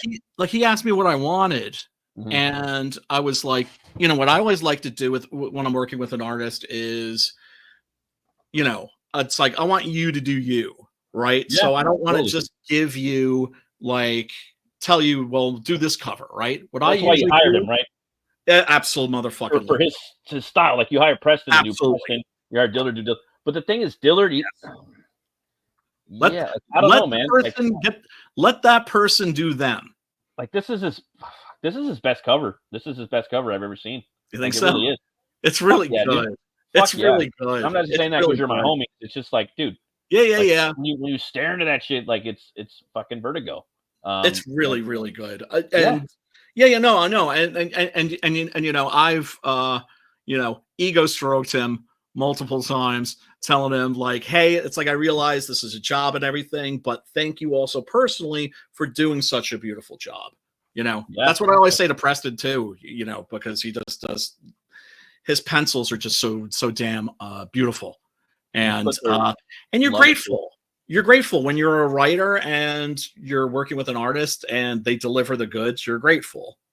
Just look at the river. You know, just feels like you're going to fall into the Grand Canyon and die. Yeah, man. Hopefully, you do get your head blown off on the way down. And then you got Sim's homage. Yes. My Sim. You know. Yeah, Simon Poitier, my Quebecois brother. Yeah. If you guys haven't followed Sim on Instagram, do yourself a favor, go follow that guy on Instagram. You will not believe the way he draws people, like just like celebrities, characters. Like I'm like, dude, why are you? Yeah, why are you stuff. Like I've known you for like what 5 years now. I think it was Instagram or I think it was Instagram. And dude had so many fucking like characters, like actors and whatnot. Like I didn't know that. His fucking likenesses. Oh my god! Like I couldn't believe it. And he's so fast, you know. Oh my god! Do you realize what that means? That means we could do a Bud Spencer, Terrence Hill comic. Yeah, dude. Like you, I don't. An unofficial Bud and Terrence. You guys, comic. Anybody that doesn't know Simon Sim Poitier, like, dude, the likenesses he could pull off. Like, you have any IPs out there, like anything you need. This guy's a fucking Swiss Army knife too. He can do everything. But the likenesses, you know, like say there's a, you know, you need him to do anything. Like you got an IP that you want to do that's public domain or a movie or something that's people don't give a, you know, that you have a passion to. He could fucking nail the likenesses, you know. And check out his Instagram. But I love this cover right here. And also Sim, he's got another book called Blood Hunt, but I want to show you guys that towards the end of the stream. Oh, you know what it is? I do follow him on Instagram. I just never go on Instagram. No, I don't. I go on Instagram like usually like once a week, and I just check out art and stuff like that. It's kind of a dead area. I mean, I don't know. You got to kind of. For me, it is. I mean, everybody's got their own. Right now, it's like it's all about TikTok. That's where all the energy is. It's TikTok and YouTube right now, and Twitter. Gotcha. You know, for marketing. Twitter's cool. I get in there to check out. You know, TikTok's fun. You know, I get in there to check out everybody in our how do we say it, legacy community at this time. Yeah. And check out some of the drama and see what the fuck's going on, who's getting canceled, who's crying, who's fucking this and that, you know, just checking in on everybody, you know. Yeah. Fucking sucks. I feel like Rodney King, this bitch sometimes. Go I hear you. Just get along. But I know. But there's some bad actors out there, and some people are we just can't, and it is what it is. We gotta make comics. We're passionate people. We're fucking nuts. We're artists. Yeah, writers, we have to do this or we'll go crazy. We're all artists. Brian, you're an artist. People don't call writers artists for some reason. No, I know. And you know what? I do. I call them artists. I do too. But also I call people like you writers, because it's just like, you're like, oh, I'm not a writer. I'm like, well, you wrote the story for your comic, right? Yeah. Then shut the fuck up. You're a writer. Yeah, totally, man. You know, and I think we take shit a little too seriously around here sometimes. Oh, just pretty pictures. No need for fighting and drama and politics. Yeah, you know, and it's the same thing. Like it's at work sometimes. It's like, or when you're dealing with your family, don't talk drama and don't talk politics at work. And that's how I do it. And this is work for me, sort of. It's sort of like a it is for sure. So, but it's not a full-time job, you know. But it is. It is. But I mean, it is. But it isn't. You know. We're trying to get to that point. We're all trying to get to that place where we can do this for a living. Right? Yeah. No, we all would love to do that. But I mean, on another side quest, dude, AI isn't helping anything. I'm sorry, it's just not going to help anything. I don't think it is either. You know, I will die on that hill. I will tell you that this AI looks fucking exquisite. You made the best AI movie with Arnold Schwarzenegger playing Conan or Cavill playing Conan and things like that. But I'm not gonna fucking, you know. We're probably not gonna see that for a long time. I will draw a line in the sand, you know, and I'll tell you, fuck that shit. Right. I'm not going to support it. I will not support AI at all. It's taking, even if it's taking that fry cook's job away or that cashier at McDonald's. Yes. Yeah, fuck no, AI. I agree with you. There. And fuck that I agree with bartender. you. Fuck Tesla for fucking making that AI. He needs to stop To doing that. me, to me, it's a curiosity. Yeah. It's something that's interesting, right? I look at AI art. What is it? It's interesting. What's the worst thing you can say about a work of art? That it's interesting. Oh, well. Do you know what I'm saying? Yeah. In other words, a completely fucking numb fucking reaction, right? People are like, oh, that sucks, or that's awesome. Matt No, it was is always, interesting. Matt is always the Oh, worst. it goes to the Badlands news? No. What about goes to the Badlands? So George Beans, quit. yo. The artist quit. George quit. So that's right. And now he's just like, oh, I can't do this book anymore. It's just like, you realize that there's other comic book artists out there, that there's more than like 2 or 3 people that do this. You know, I had to switch artists. I had to switch artists because, you know, Adrian unfortunately passed away. Miss him terribly. You know, like I said, every victory going forward is always going to be a little bittersweet because he's not here for it. But Preston on this book we're talking about right now, right, Brian? Yep. This book, right? Your artist died on this book, so issue 9 Preston and 10 stepped in for issue 9 and 10. You know, and Preston is one of my top 3 favorite artists of all time. Again, dude, I lucked out. Yeah. I was artwork is the shit, dude. You know, and he was on here earlier in the stream, and he's getting better and better. You know. Oh, and by the way, I was a bad boy, and during the stream, I checked my my twatters, and he sent me the roughs for the last 5 pages. Oh, okay. Yeah, he sent me something else. He sent me something else on Twitter I can't talk about either. But like dick pics? No. Okay. But like I said earlier, people are gonna be mad. Oh shit. Here's some of his art right here, right? This is Preston. Right here. Yep. And that's the thing too, is I have confidence in this product. That's thanks to the fact that everybody who reads this book loves it.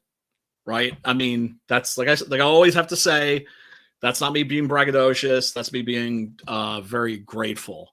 But yeah, you can read the first, I think it's the first 8 issues of issue 9. And then also, if you go to the top, the first paragraph, there's a link where you can download the entire first issue for free. And as a PDF, because like when I'm tabling conventions, I always have what I call like flip through copies. That is to say, they're copies that I put out for people to flip through, because I'm like, yeah, I mean, you know, I want you to be able to kick the tires and make sure that this is something that you're going to like. And I've never had somebody flip through this book and not then buy it, because I know they're not going to be able to turn the shit down. Right. You know, people seem to really like my writing. I've gotten a lot of praise for it, but of course, you know, if the art isn't dope, that book is going back down on my table. You know, like when I pick up a book, like even a book I backed, like I got a book today, you know, and I'm like, first thing I'm gonna do is I'm just gonna like look through the art real quick, motherfucker. And then I'm gonna close it up, you know what I mean? And then I'm like, okay, that's pretty dope. I can't wait to see what the words are, you know. It sucks when you flip through it and there ain't no shit going on, you know what I mean? I'm like, yeah. I'm like, damn, motherfucker got some writing to do, because there wasn't nothing there like in the artwork that was making me fucking, you know, drop my jaw, basically. Which one was this? I'm just speaking generally. I got one today, but the artwork was dope, you know. Artwork was dope. Everything about it looked really cool, you know. But I don't want to spoil it yet. Fucking, of course, had to have a Zeppelin. I hated having to hang on to that spoiler on the previous campaigns, because, you know, I wanted the story to start out real small, and then just gradually, as the story goes along, it kind of gets bigger and bigger and crazier and crazier and bigger and crazier, until finally you've got a gorilla on a fucking Zeppelin. I couldn't do a comic about a gunslinging gorilla without a fucking Zeppelin. in it. Right? You gotta have a Zeppelin. Like fucking chocolate and fucking peanut butter. So come back, Six Gun Gorillas, folks. I got the Yeah, link I in the guarantee chat. you'll like it. I guarantee that you'll like it. Yeah, and it's gonna be coming out, being delivered pretty shortly. So Yeah. Oh my God, man. I'm gonna have to. Yeah, this is gonna be the end of like a 11-year journey for me. And I just want it to be over, just so I could finally just have those books on my shelf and move on to the next thing. Not that I haven't already moved on to the next thing. That's the funny thing, is that these scripts that he just finished that he's just finishing illustrating, I wrote those like 10 years ago. oh shit, isn't that crazy? Yeah. Time just flies by like that, right? Yeah, it does. It does. But also, I wrote all 10 issues because I was like, if I'm going to commit to this, I'm going to fucking commit to this. Oh yeah. And just strip all the iron was hot. And Yeah, of you course, have to. now I have to go, I of course I had to go back and, do another draft and everything and tighten shit up, because the writer I am now is different than the writer that I was 10 years ago. And the person that I am now is different than the person that I was like 10 or 11. Yeah. No, I mean, I think people change every 3 years, I mean, certain things we never Hopefully change in a good about. way. Some people, like most people do, but I think we're a different person every 3 years. That's my, again, go back to the rule of thumbs. Real Paul threats. Yeah. Paul Yeah, said yeah, a thing in the comment earlier about soil work, about your buddy's been trying to put you on it for a while, I believe. I think it was Paulus. And for me, like I've been listening to bands a lot. Like I'm like, well, what's their new shit sound like? You know what I mean? And I used to listen to the first album of every band, and I would kind of progress throughout that way. That's the way to do it. And then I'm like, now I'm just like, I want to check out the new shit first to see if it's dope. But my buddy's like, damn, dude, no, you shouldn't do that, man. You're like robbing yourself of the first album and their progress like throughout. I'm like, damn, you're right. I'm like, you're actually like, gatekeeping yourself from the band. I do that with writers, and I do that with filmmakers too. Yeah, it's yeah, like, and like the remakes horror too, right? directors. You got to. And then I'm like, whoosh, whoosh. I'm like, all right, Matt Burke, you got to go on. So my favorite albums are A Predator's Portrait and Natural Born Chaos, and that's like most Soilwork fans are gonna be like, yeah. But go check out Steel Bath Suicide and Chain Heart Machine. Those albums are fucking dope, and you'll see the progression. And the band just kind of changes and changes and changes. Now they're a cool like dad metal. Metal. Yeah. I mean, even the shit we played earlier, my buddy's like, that's some dad metal. I don't give a fuck. It's just fucking dope. Dope. But now they're just like a cool, like, melodic, heavy metal band, death metal band, Brother man. You're not singing like death. You peacing out? Yeah, I got to. I just realized it's like 2:30 in the morning. Gotta watch like a horror 11. movie and go to bed. Like 11. I know. Where are you living at? You in New York? You're in Cali. I'm in New York. I'm in New York. There with the Headless Horseman still, or what?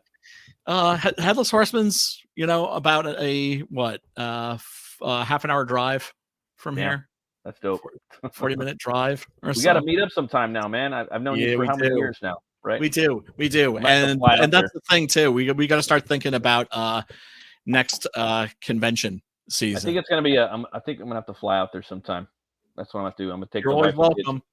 You're always welcome. You know, get like a hotel and go over to Manhattan, check out a bunch of stuff over there. There's nothing cool there anymore. I want to go over there though. I want to go to like Terrytown. Museums are cool.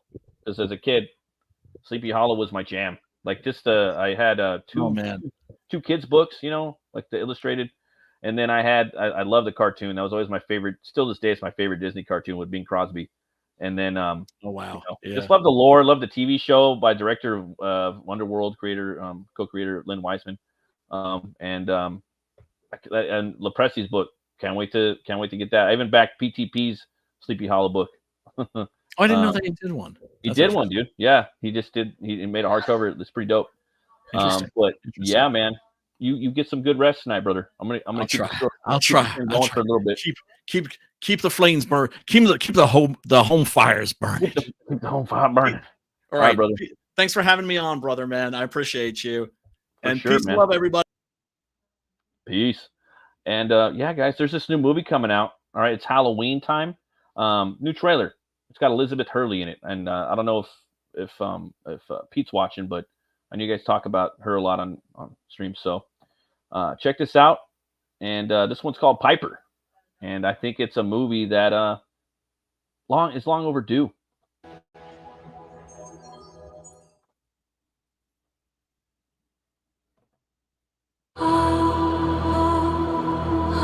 We're in heaven. It's our new home. When you freshen up, I'll show you around your new school. It's a prison. Look, Amy, the Pied Piper. I miss my friends. Look on it as a chance to make new ones. Quiet. There will be consequences. 3, 2. Welcome to our school, Mrs. Heenis. Please proceed. Why did we actually come here? I chose the best option for us. Let's leave it at that, okay?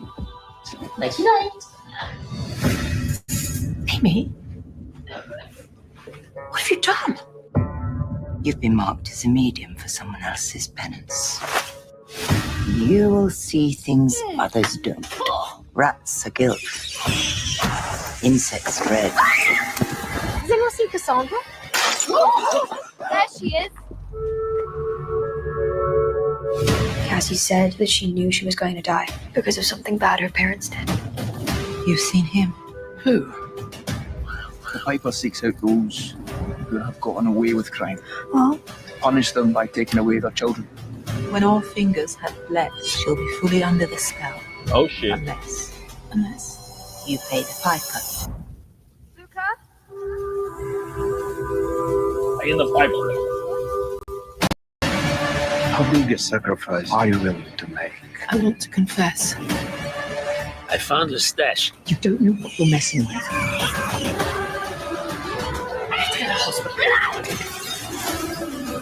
No use running. You always get you in the end.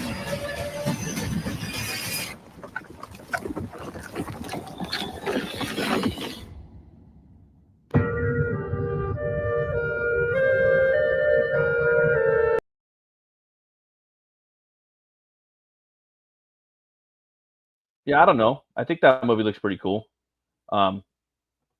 Yeah, they've never really made like a Piper, a Pied Piper movie before. That's kind of where they got the inspiration for Freddy Krueger. They kind of touch base on that a little bit in the remake with Jackie Earle Haley. But yeah, I don't know.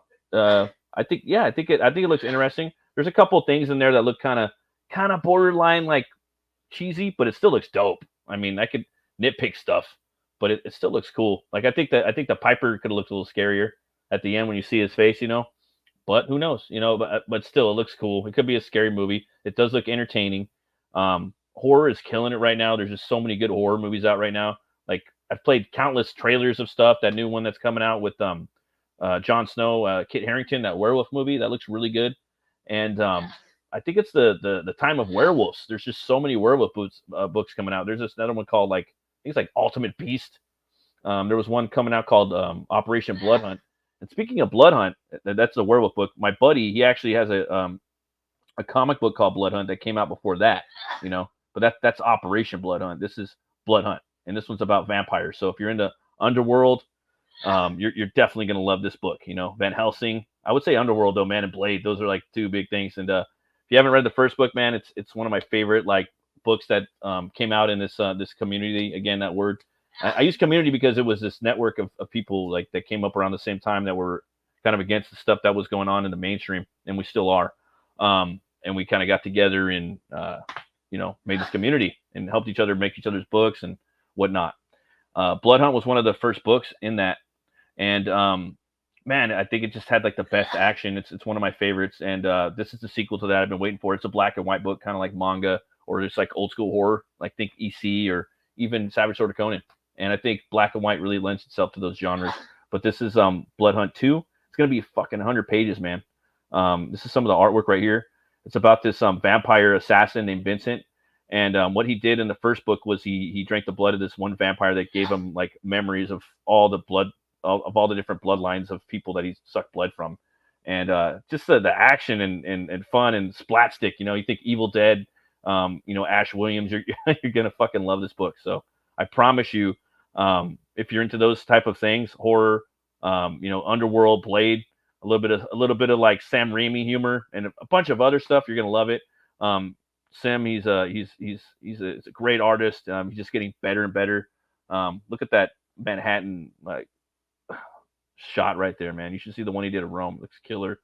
His action sequences are just impeccable. I was talking about him earlier on the stream too. You should check out his Instagram, dude. He's just got these killer like pieces up on there. So I'm already signed up for this. I want you guys to check it out. I'll put the link in the chat right now. Got to have him on later so we could talk about this. Let's see here. Yeah, he might even be streaming right now. Sometimes he streams. Check out his channel, Simon Potier. And yeah, got the link right here. Blood Hunt 2. Yeah, and the Marvel came out with the Blood Hunt book with Blade, and it's like, fuck, dude, my buddy Sim's got a book called Blood Hunt. Everyone's like taking his title, man. Not giving him the love he's supposed to get, you know. So freaking crazy. Yeah, and then also, if you guys want, you know, I'll do a little shilling for myself. I actually got a book out right now called Butch Cleaver. It's been out for a while, but it's basically it's on my comic right now. It's like my store. It's a perfect time for Halloween. It's about this butcher who gets killed and he's brought back to life by a voodoo curse, and that curse gives him the power to weaponize bone. So he uses that power for revenge, reckoning, and possibly redemption. I got the first book and second book up on here right now. I do deliver next day, and it comes with a ton of tchotchkes. So yeah, if you're a fan of like Swamp Thing, Jonah Hex, Hellboy, you're probably gonna like this book. It's my first and second book, so you know I'm doing this all by myself. I do the writing, the lettering, the inking, the pencils, the coloring. So it's kind of charming in that regard. But hopefully you'll see my artistry grow as I make each book. So I'm trying to up the game, but also entertain you guys. That's like the main thing. So yeah, the first 10 backers get a free sketch card by me. I've got 5 backers so far. Again, I've already fulfilled these books. This is just like a store. I'm just selling the inventory that I have on hand. And once these books sell out and I reprint them, I'm gonna have new covers on them. So I'm gonna draw new covers, or I'm going to hire people to do covers because there's like 30 artists I want to draw my characters. So this is a character I love. And yeah, in the first book, you're going to see how he becomes the Dead Bones, how he where he started from, you know, how he was born, you know, the whole origin. So he's a pretty brutal character. He is a slasher of the West, a slasher in the Western genre. It's kind of hard for you to imagine trying to identify with Michael Myers, right? You can't really do that. So I wanted people that read this book to kind of human with them. So that's why I made the second book. So that's some of the story right there. I have a lot of artwork up on here, so everyone can kind of check it out and see all these crazy characters. It does take place in the Gothic Western town of Oubliette. There's a lot of cathedrals, a lot of saloons, and it's also a vehicle for me to draw things that I like cowboys, Indians, pirates, barbarians, Vikings. You know, they can all come together in this town. And later on, as these books come out, I'm going to explain why they can all meet throughout this town. So this is the first and second book of my Rune Cutter Comics verse. My next book is going to be Hell War. It's going to be my Viking bounty hunter Viking book or Norse book. And this is both, they're all going to be in the same universe. So yeah, come and check this book out, guys, if you want. I got the link pinned in the description, Butch Cleaver 1 and 2. That's the town of Oubliette right there. And yeah, it's this is my first and second baby. And yeah, thanks everybody for checking out the stream. I really appreciate it. I've been getting pretty good amount of people checking out the channel too over the past month. It's been pretty cool. They've been responding to my reviews and my shorts, so that's been pretty awesome, man. And thanks for everybody that came and shared their links for their books so people could keep reading comics and getting out there and supporting the indie scene. Just even supporting comics in general is fucking awesome. I support that. I mean, I really, really love that everybody supports that and keeps doing it because we need it, man. We need to keep these books. We need to keep this little American industry going, and it's a niche within a niche right now. So again, thanks to everybody for watching. I will be here every Saturday night unless something crazy goes off at midnight. That's my time, and I just want to thank everybody, and always remember to be bold, be brave, and roll the bones to know your role. I'll see you guys next time.